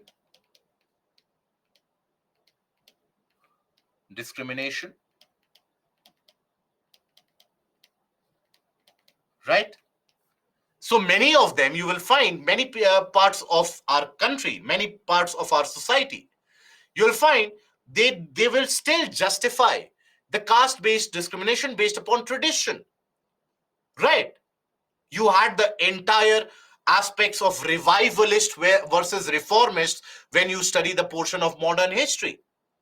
Now, many of the revivalists, few of them did the good work, but many of the revivalists, their aspect and thought process was deep rooted in the rigidities of tradition and the past. And what happened as a result of that? Societies in those areas, they do not progress. And same is the case with the national perspective as well. right? Even in the case of the nation state, which is created, unless and until you'll find that the nation is ready to explore newer opportunities, a nation is ready to explore newer possibilities, a nation cannot grow. Take the case of our neighbor, China. China might be one of the bigger enemies that we have today. And believe it or not, everybody wants to emulate the growth story of China. But had China stuck to the tradition of the communist ideology of the governance that was initiated by Mao Zedong himself, do you think China would have been in the position that it is today? Absolutely not. It would have still lagged so much behind. So that is why a, even the nation state needs to explore newer areas away from traditional moorings of mental security. Otherwise, intellectual stagnation brings about the death of not only the individual, the society, or the nation also. This particular portion you can write in the conclusion part. Now, growth versus comfort zone. There also you can talk about intellectual stagnation. So here you can talk about how you can have, whenever you have any society, any nation, any economy, any individual, when they are in their comfort zone, you yourself, let's suppose you yourself, consider that. Don't write it, but consider that. Let's suppose right now you are studying multiple subjects for civil services. Let's suppose you come across a subject that you like very much, easy to read, easy to understand, relatable with current affairs, what is going on in the news, let's suppose. Now you keep on studying the same subject on a daily basis because you like that, you are comfortable. You pick up a subject, let's say like art and culture, or a subject like geography, immediately you start sweating, you start panicking, and again you go back to the same subject because there you find it comfortable. What do?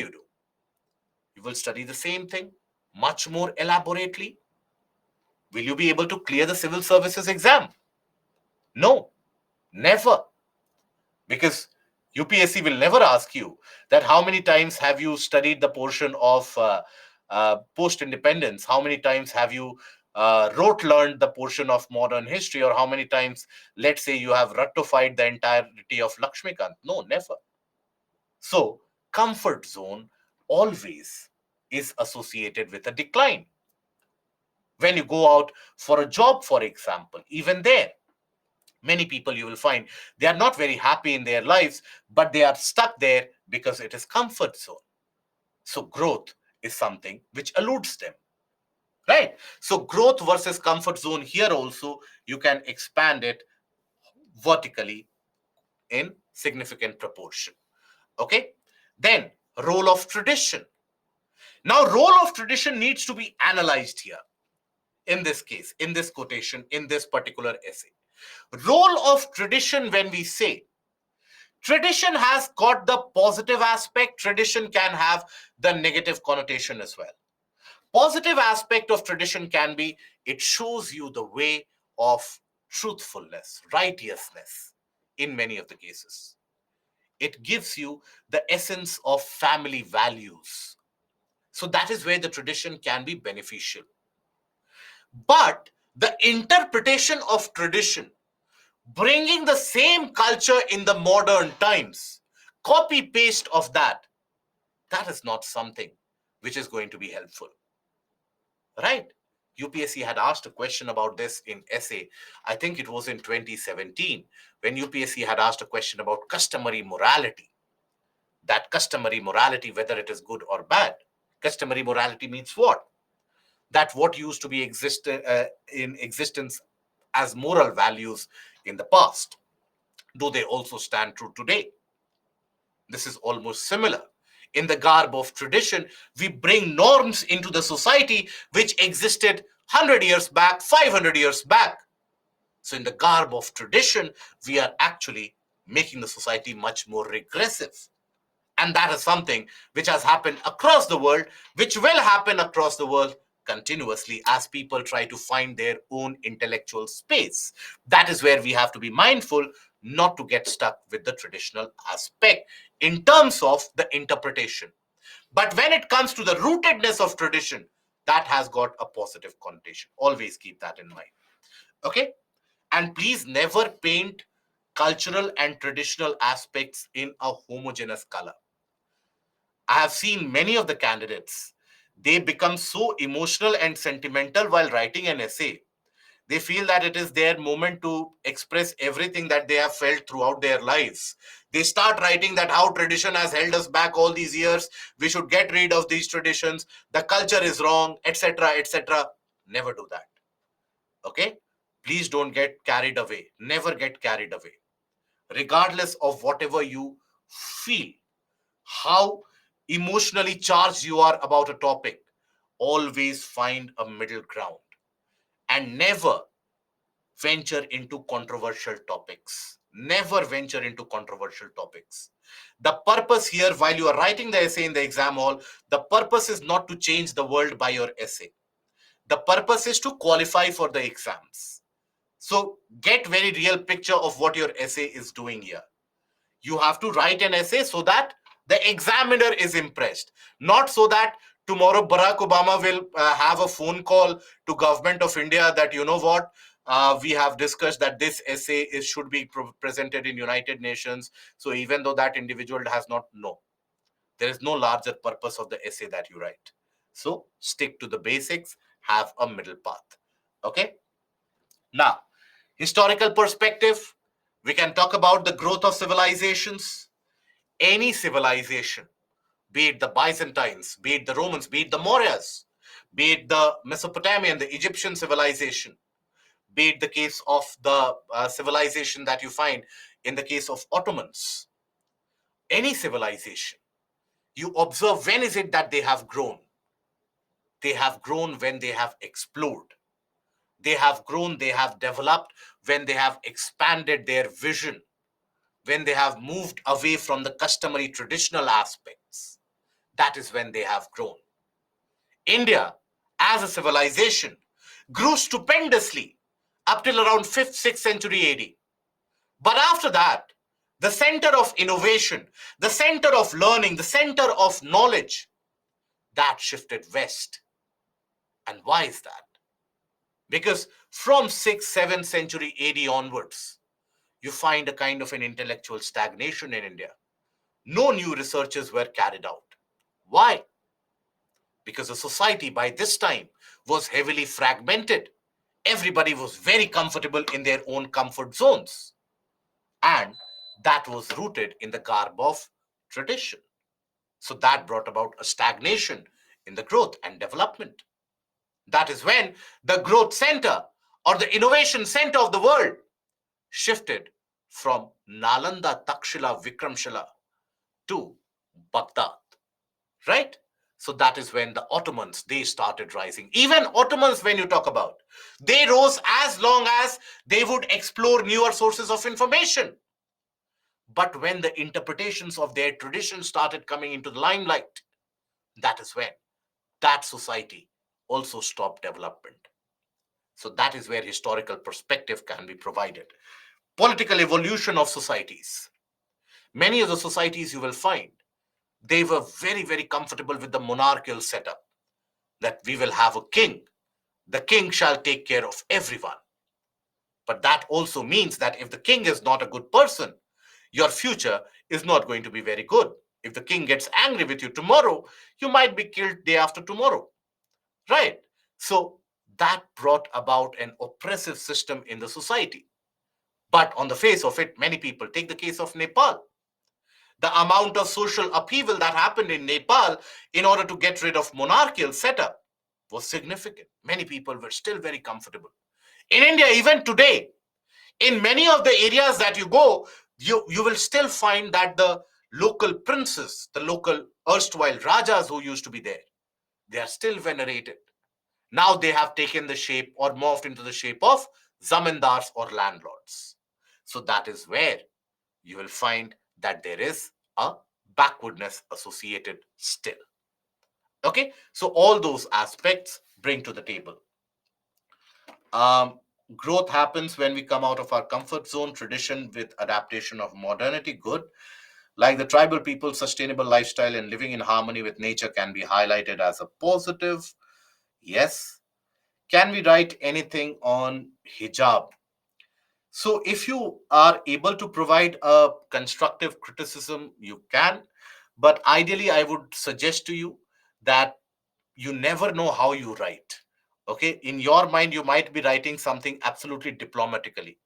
In your mind, it might happen that while you are writing, it appears as if Mr. S. Jaishankar is himself penning down your thoughts. But when someone else reads your writings, many of the times it happens, it has a different connotation altogether. So, why to take the risk? Never take a risk in terms of the risky or the uh, kind of controversial topics. Always, I would advise you to veer away from them. Okay, if you are articulate enough, fair enough, take the risk, but be sure if you are articulate enough. In our minds, all of us, everyone is a Shakespeare waiting to be exposed to the world, right? In our mind, everybody who picks up a bat is not less than Sachin Tendulkar. But it is only when the world sees them, they realize that they should have never come into sports at all. So that is where have a reality check and then go ahead. Okay. Now, then art and literature, again, as long as it is still stuck in the deep rootedness or a kind of a traditionality associated, there's a limited development or growth. The moment it frees itself from the foundations of the past, that is when the art and the architecture of a region, the culture, the literature of a region, that is when it thrives. That is why even during the Mughal era, the era or the reign of Shah Jahan, if I'm sure you would have had better information and knowledge of history than me, you would have observed that it was during the time of Shah Jahan in the Mughal Empire when it is said that the literary and the art aspect of it reached its zenith. Why?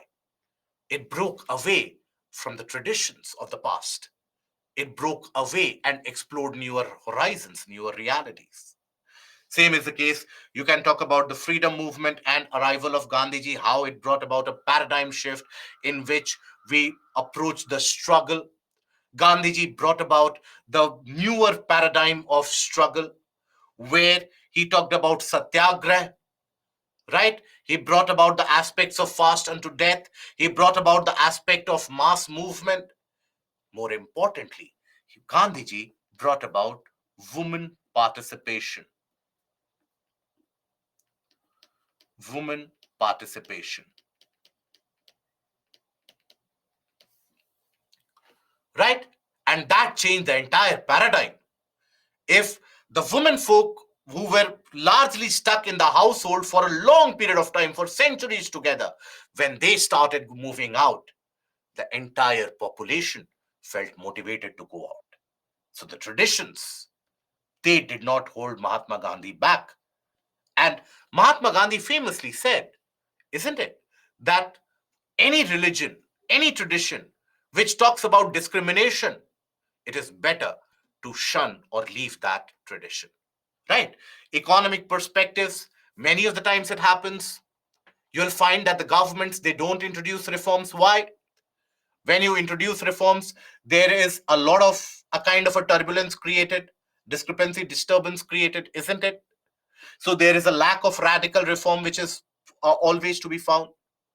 And why? Because the governments are comfortable in their comfort zone. We will continue to do the same things that has been done so that the people, they don't get disturbed. What happens? A transformational development is something which is absent. Then defense, the defense that we have in, if you take a look at the pages of history, from the fall of the Mauryas to the mightiest of the empires that have fallen, the defense has been in a kind of a comfort zone. And that is when the opportunists, the enemies, they have taken advantage of that, isn't it? So all these perspectives you can also explore. And here, an example of how you can conclude: while tradition can provide a sense of continuity and cultural identity, it should not be blindly followed without consideration of its underlying values and assumptions. So that means tradition should be analyzed. Instead, tradition should be viewed as a means to an end and evaluated in the context of broader societal values and goals. And this requires willingness to challenge established norms and traditions, and to be open to new ways of thinking. And you can talk about intellectual stagnation in this particular portion. You can conclude your answer. Now, the next question. So I hope by now you are able to look at the larger perspective. I hope by now we are able to understand what needs to be written, how to think about it. That is more important. Rather, what is more important right now is to have multiple different aspects to be brought onto the table rather than what you will write in each one of them. That is why I would suggest to you, take these topics, try writing few words or not the entire essay if possible, as many different perspectives that you can bring to the table. Try framing it down. That is going to help you. He who has a why can live, or he who has a why to live can bear almost any how. So why here refers to purpose, right? And how refers to circumstances.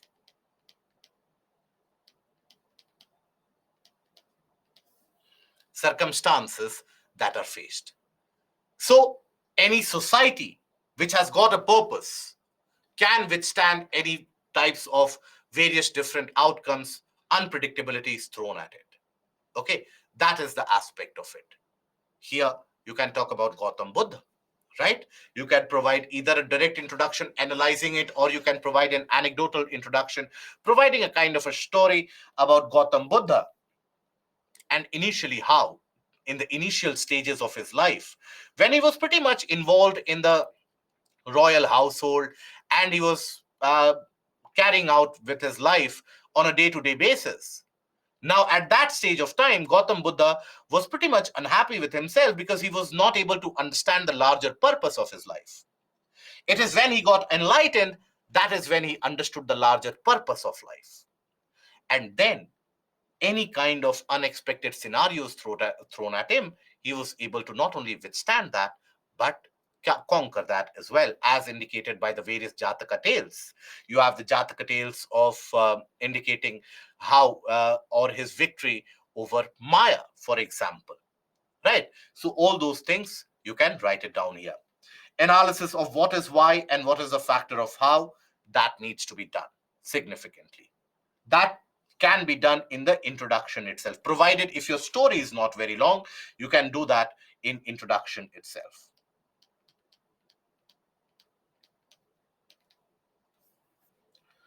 Can we write Gandhiji's ideas? Yes, we can write.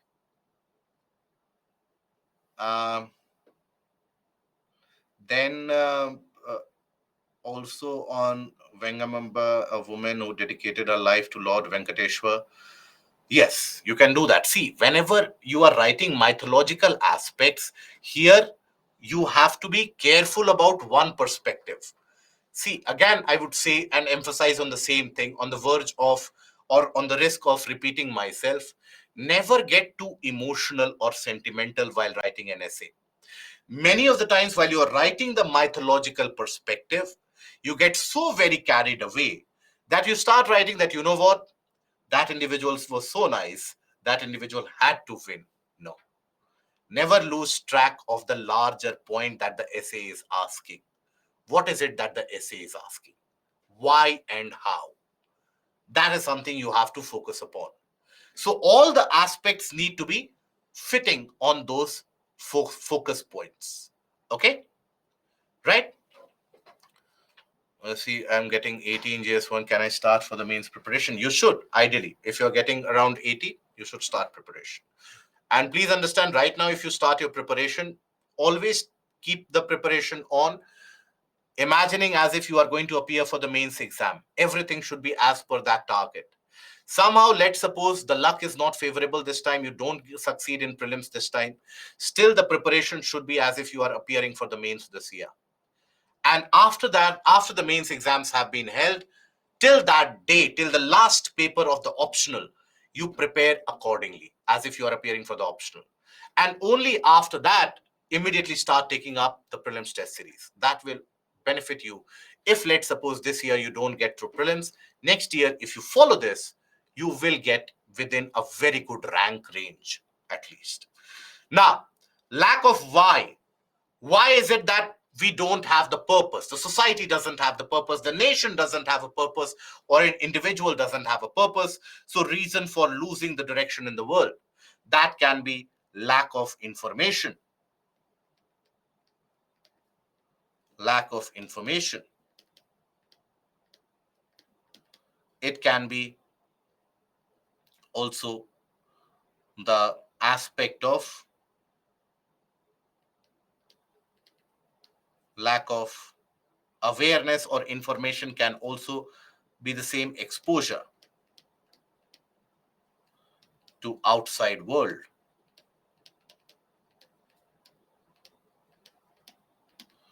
Okay, that brings about a lack of why. Okay, lack of understanding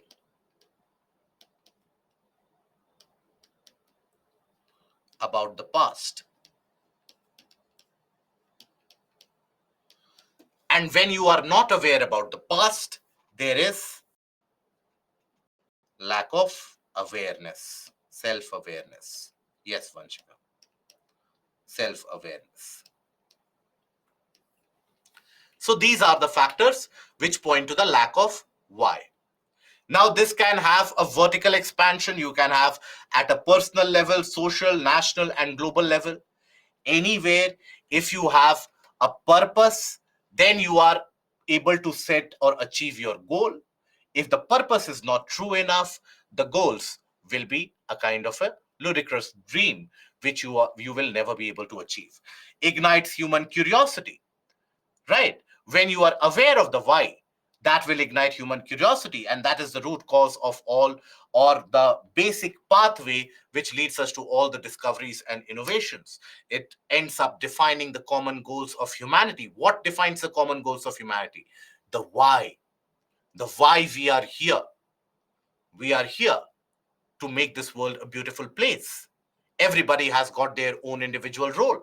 The nation has got its own individual role. The society has got its own individual role. What is the role of the individual? Basically, to serve the society, the family, the nation, eventually the globe. What is the role of the society? To help each individual present in the society. What is the role of the nation? To empower all the citizens. So if the why is clear, the pathway automatically becomes much more clearer in the process. Okay? Important. This is important in dealing with global issues like terrorism. I hope we are aware of the famous saying, somebody's terrorist is somebody else's freedom fighter. Now, at the end of it, one has to be aware that why a particular purpose or a movement is carried out, which leads to terrorists coming out of that region. Let's say when we talk about Palestine, when we talk about Syria, when we talk about Afghanistan, a lot of terrorism activities there. Now, what is the purpose behind them? What is the why there? The why is to make life better. As simple as that. To make life better, regardless of whatever their demands are. Eventually, it drains down to make our lives better. So that is also the purpose of the common goal of humanity, isn't it? So if that why of common goal of humanity is understood by all, and if that is truly implemented, then you will have the case of terrorism reducing significantly. Then, climate justice. Right? Why do we need to have that? In order to make the planet sustainable and habitable in the long run. If the why is clear, if the purpose is clear, automatically you will find that any vagaries that come, any unexpected outcomes that come, you are able to deal with that. Importance in governance. For example, you carry out any government scheme, for example. Government scheme. Any of them. Right? If the purpose is not clear, what is the purpose of that scheme? That scheme will always lead to a failure. If the purpose of an organization which is set up, the why is not clear, it will always be a failure. Here, take the case, many of the government schemes, they work for the upliftment of the poor, the Antyodaya program. Right. Now, in that case, many of the times, rather than helping the poorest of the poor, those schemes are directed towards someone else. And that is when you have more inclusions brought into the scheme becomes inefficient. Right? Similar, the concept of natural justice. When we talk about any legislation, right? Here you can bring the aspect of the various Supreme Court judgments which have been brought about. Now, whenever we talk about any legislation, what is the purpose behind it? If the purpose is true, if the purpose is well defined, then any changes in terms of the changes with time, etc., can be happily dealt with. Okay? Then diplomacy, long-term strategic goals. When we carry out our diplomatic measures, our diplomatic standards, we have to be aware, what is our long-term goal? Isn't it? Where is it that we see ourselves 20 years down the line, 50 years down the line? And then, if tomorrow, let's say, another war erupts in between China and Taiwan, we will be able to have a proper response associated. So, if the why is clear, the how will be automatically sorted. Also on soldiers who protect the country and they don't care on how to live. Yes, so the why is clear. Porous areas basically have a better word for porous areas, and that brings me to the aspect where when you talk about these writing skills, please write in English that you are comfortable with. The English should be legible, it should be understandable. That should be your purpose. Okay. I wrote all these points in the topic of essay. Good, Vanshika. Good. The points that you are providing also is good, significantly. The path of Vishwaguru goes through Amrit Kal. Now, this is a very direct kind of a GS-based topic. I don't think I need to elaborate much on this. Path of Vishwaguru means what? A kind of a global importance. That is what India seeks to achieve at around 2047. That is 100 years since independence. Now that goes through Amrit Kal. What is Amrit Kal? The phase that of transition that we are going through. So basically, the learnings that we have inculcated, that we have brought about, the experiences that India has gained, that is something which will help us attain that level of, let's say, global role or global importance. So the journey, India as a civilizational pioneer, we have been, along with China, we are amongst the only few civilizations which is said to be a living civilization, a living tradition. There has not been a discontinuity. We have had the civilization for thousands of years. So over a period of time, we have had a lot of learnings. What are the learnings? That patriarchy has held us back for 1,000 years and more. Discrimination has held us back for 1,000 years and more. That when we talk about Vasudev Kutumbakam, that is much more than a saying. That is about humanitarian values. And those humanitarian values, that should always, in a way, dominate the aspect of pragmatic behavior with the countries. So that is the aspect of learnings that have been inculcated by India. Right? The vision of a country, the concept of Antyodaya, what is provided by Mahatma Gandhi in his talisman, that think about the last individual of the society, and whether your action will benefit that individual or not, then take a decision. So that should be the society that we are dreaming for. Right? So what is that idea of Vishwaguru? Vishwaguru is not the most powerful country in the world. Vishwaguru is not the most developed country in the world. Vishwaguru here has to be moral, ethical, value-based establishment of a society. Here you can quote Rabindranath Tagore either in introduction or in the portion of conclusion. I'll give you the entire quotation, the very famous poem of Rabindranath Tagore, where the mind is without fear and the head is held high. That particular poem.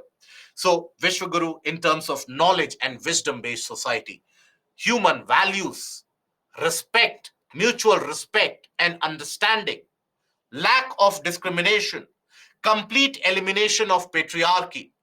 That is something that has to be brought about. Cultural awakening. We have an assimilation of cultures from all across. And that culture is something which is very important. We have coexisted for a long period of time. So that cultural awakening, understanding and realizing the good parts of our cultural tradition, the coexistence with not only each other, but also the nature, that is our learning. That is something that we would want to have as a Vishwaguru. Whatever is your idea of what India should be, you can bring to the table, that how the learnings that we have had, how is it that it will help us get there. Okay, diplomacy, non-alignment, we should have that kind of a strategic independence. Strategic independence.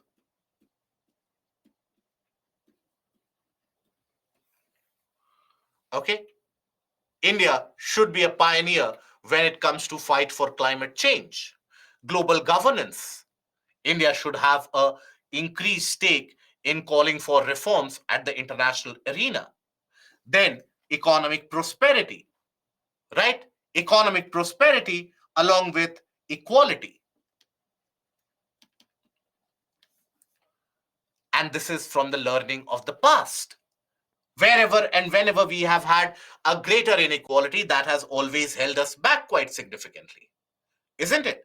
Women empowerment, health and well being, a kind of a healthcare for all, social progress. That is, here you have to target discrimination,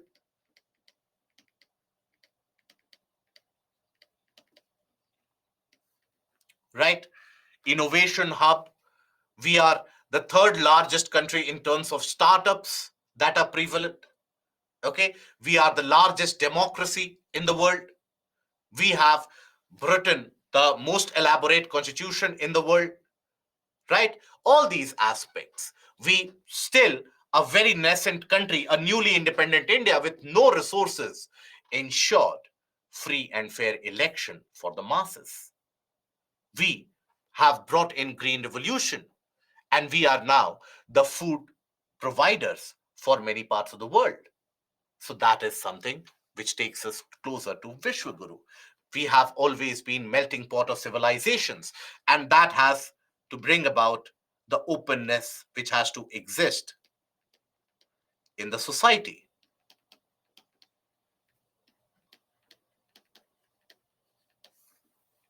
Okay, the society has to be much more open, and that is when India has always thrived.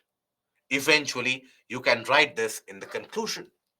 Establishment of Vishwaguru is not just the establishment of the powerful country in the world. Power comes from the citizens, and the power to the citizens is provided when they are happy and when they are much more content. So, where the mind is without fear and the head is held high, where knowledge is free, where the world has not broken up into fragments by narrow domestic walls. This talks about discrimination. Okay, where words come out from the depth of truth, values, where tireless striving stretches its arm towards perfection, intellectual growth, where the clear stream of reason has not lost its way into the dreary desert sand of dead habit, being held by tradition and being held by the same customs, where the mind is led forward by thee into ever widening thought and action into that heaven of freedom.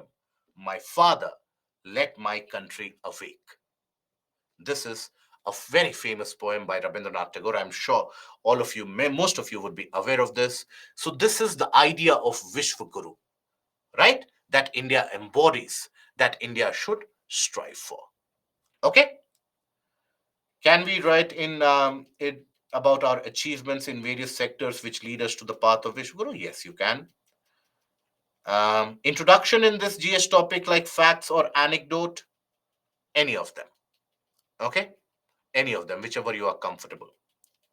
So that is basically how you can quote Rabindranath Tagore. And this is one of those poems or one of those piece of writing which is not only very inspirational, but this is something which you can have multiple different utilities. As I told you about customs and traditions, this is something which you can always end up using.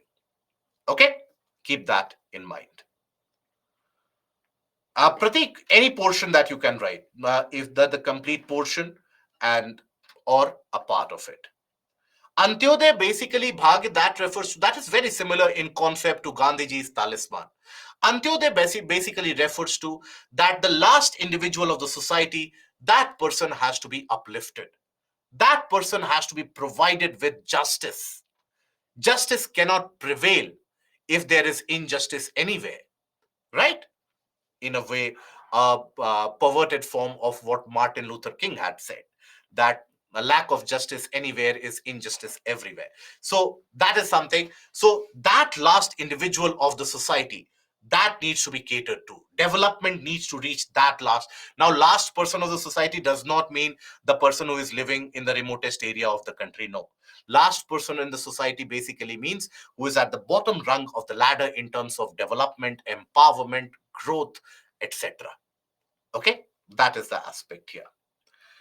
In the previous topic, I used example of Constitution of India, a living document. It has a purpose to serve. And the question which arises that how was it able to manage is that it keeps itself alive through various amendments. In which one? In this one, who has a Y, various amendments personification. It is something which can be included, Vanshika. It is something which is different. And here, if you talk about the constitution, yes, you can basically conceptualize it. You can basically bring it to life by talking about the why of the constitution was very clear. The why of the constitution was what? That the newly independent country, it is high time that people of this country finally get a taste of justice. And justice not limited to any individual type, social, political, economic justice, right? So that is where the constitution has stood the tireless striving of the time as well. So yes, you can include that particular portion. Give me a suggestion with the first essay writing strategy. Which first essay? And then which first essay? Arun, kindly clarify. Could you please share previous slide? The slide will be given to you, my dear friend. You will have the annotations of the PPT available with you. Don't worry. Post patriarchy in Ram Rajya in history existed. Well, let's not go there. Again, that basically, if I don't go there, basically, I hope it will give you a sign how not to enter into those kind of traps. So when you enter into those traps, many of the times you will tumble down because you get so carried away in a particular line of thought. You might end up writing something in an essay which should not be written.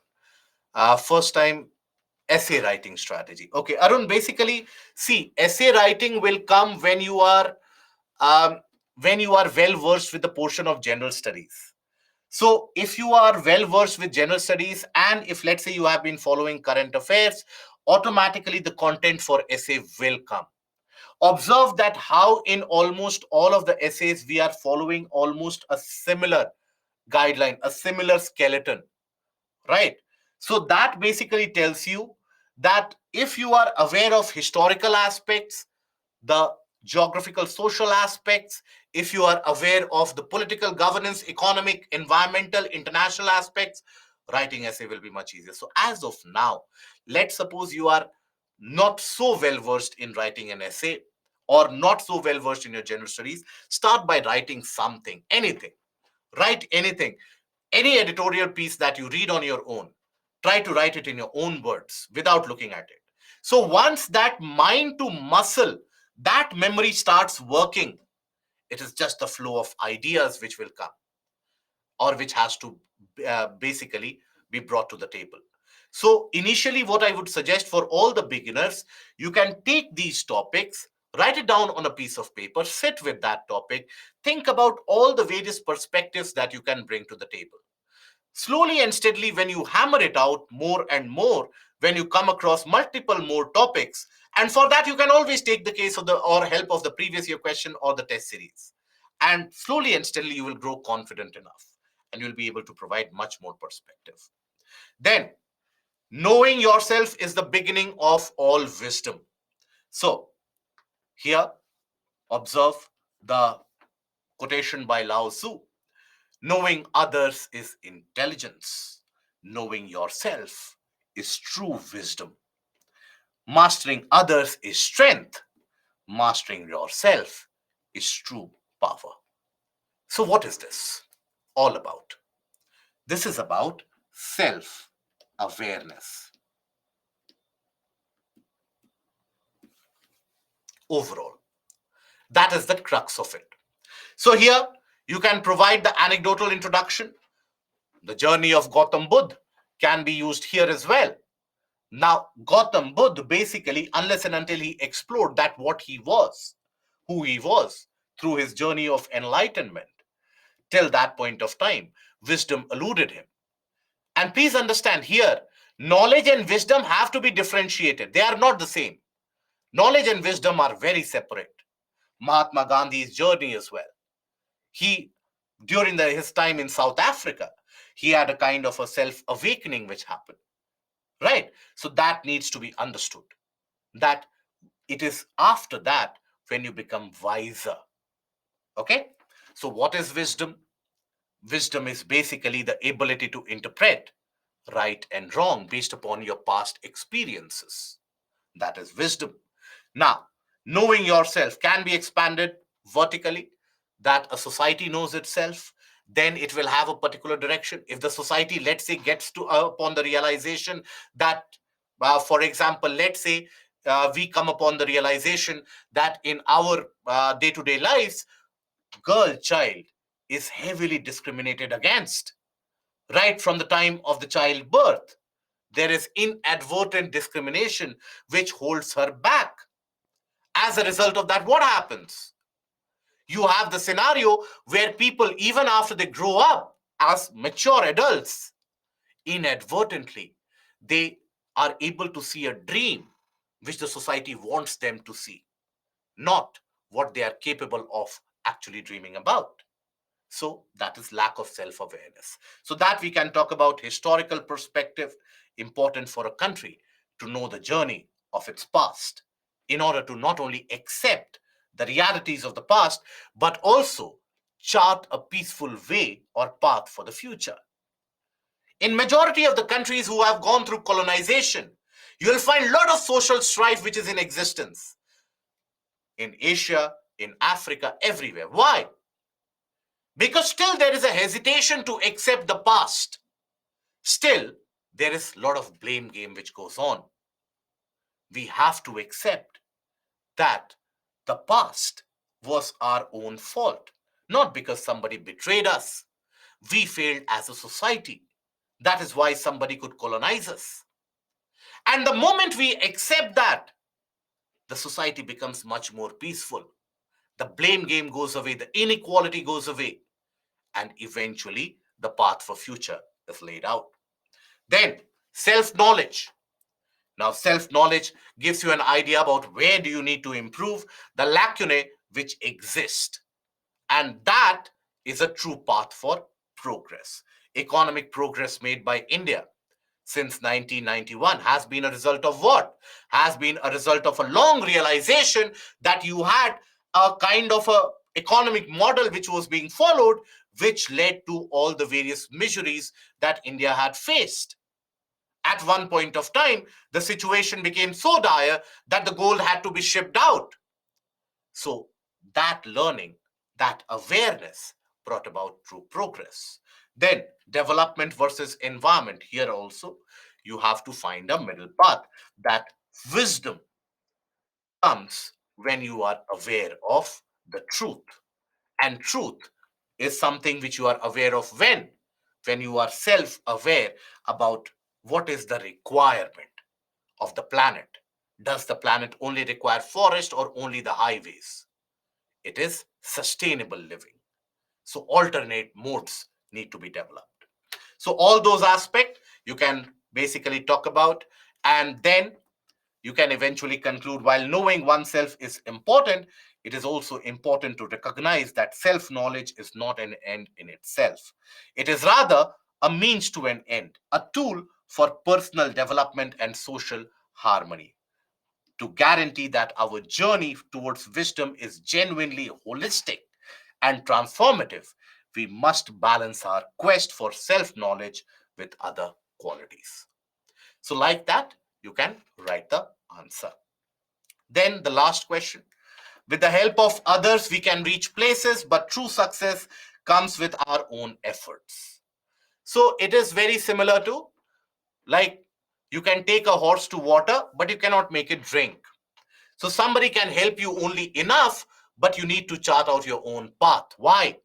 Because you need to encounter those struggles on a personal level on a day to day basis, right? So you can always talk about it in the quotation itself. Quotation based introduction means you have to elaborate this a bit. You have to talk about how it is related to the subject of the topic. And then you have to provide some analysis that you can reach places. The present day debate around nepotism, dynasty politics, which prevails in sports, also, you have that because you belong from a famous background, you are given greater opportunity, but that does not mean success. Success is carried out when you have people believing in themselves, having their own natural skill being updated, right? And what is true success? That is something you have to elaborate upon. What do you think is true success? Let me know. So, when we talk about success, is it materialistic gain? Is it something, when we talk about true success, is it something that we consider someone to be very rich, they are successful? No. If that would have been the case, Mahatma Gandhi can never be considered a success. A successful individual can be referred to. You can have various different interpretations for that. A successful person can be referred to as that individual whose efforts, whose endeavors have created a positive mark in the sands of time. And that is regarded as timeless success, right? In a brief way. And you can have multiple different connotations. Success can be regarded as a journey itself, as rightly pointed out by Abhishek. It can be regarded as a pathway, okay, to something much more greater, to maybe self accomplishment. So, all of that you can write. Why is self effort needed? In order to learn from the failures, in order to find your own path, in order to have a better chance of exploration, right? You can talk about the historical aspect. Puppet kings were installed by many of the power makers of this world, and none of them could succeed. Many of them could not succeed. Only those could succeed who had their own capability and the own metal to prove something. You can take the case of from the time of Delhi Sultanate, or even before, since the time of the Mauryas, you have had the cases of puppet kings as late as the successor of Farrukh Siyar in the case of the Mughal Empire, right? You had Shah Alam II and so on. International diplomacy. Now, the global high table. Some other country, if you are friends with United States, they can take you to global high table. But if you really want to be instrumental in international diplomacy, you need to be able to dictate, you need to be able to dedicate and talk about what is your vision overall, right? Then democratic politics, issues of the masses needs to be picked up. So all these aspects of dynasty politics, etc., is something you can write. Like Mir Jafar, yes, success is no accident. Very good. Then ideally you have to find a balance. That is, you need to take help of others. You don't need to be an isolationist. You need to take the help of others and simultaneously be able to grow as well. and the difference between sustained success and a temporary limelight. So somebody's help might bring a lot of temporary limelight in your life, right? But then a sustained success, a sustained successful individual for a longer period of time can only happen if somebody has got the ability to provide or chart their own path. Take the case of JRD Tata and Ratan Tata. JRD or Jamshedji Tata, JRD was not a kind of a direct relative, so to say, of Ratan Tata. He brought Ratan Tata into the corporate family. Now, that did not ensure success for Ratan Tata. He could have very well been a failure. It was his inputs at various point of time which ensured JRD eventually that Ratan Tata could be his successor.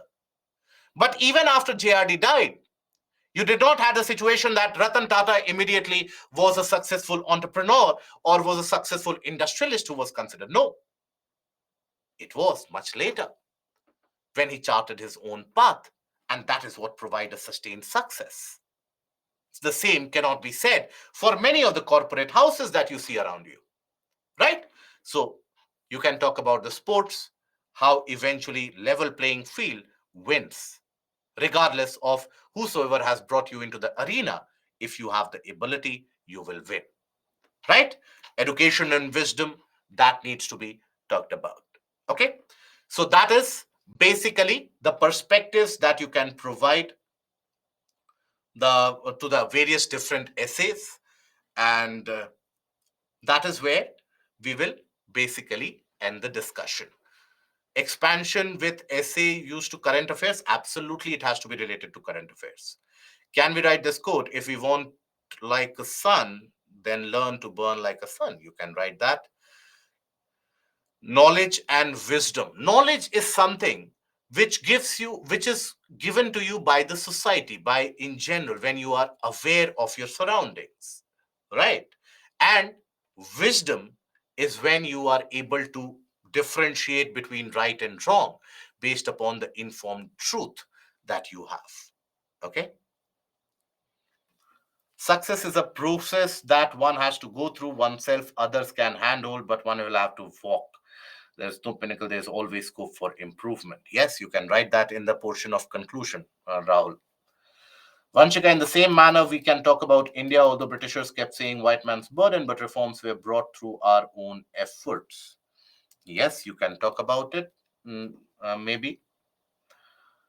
But this is not the strongest point out there, but yes, you can talk about it. Okay. Any other questions that we have? Any questions? Okay. So that is where I'll restrict the session here for today. I hope the purpose of the session, which was to inculcate that aspect or bring to you the idea about how to critically think about the perspectives, that is something which has been inculcated by you. Practice more and more. Proficiency is something which is not very easy to achieve. So practice more. Eventually, you will reach there. The purpose here is not to stick to any kind of model answer that you see in the market, not something that I tell you in the class. Your mind is capable enough to think about endless number of variations, endless number of possibilities. Open it up, realize it, and you will be in a very good place. Okay. Okay, last question I have, Pratik, in horizontal elaboration of any subtopic has many example. How many paras or words have to stick with when elaborating? One para for individual aspect, one para for social, or if the individual aspect is brief, individual and social can be merged. Depends upon how you write. Every individual has their own style of writing. Okay, there is no such fixed pattern. So explore. Don't be afraid to explore. Okay. So thank you very much for the patience that you have held for throughout the session. I hope this session was helpful and meaningful to you guys. Till we meet again, take care of yourself. All the best, relax, and goodbye. Thank you.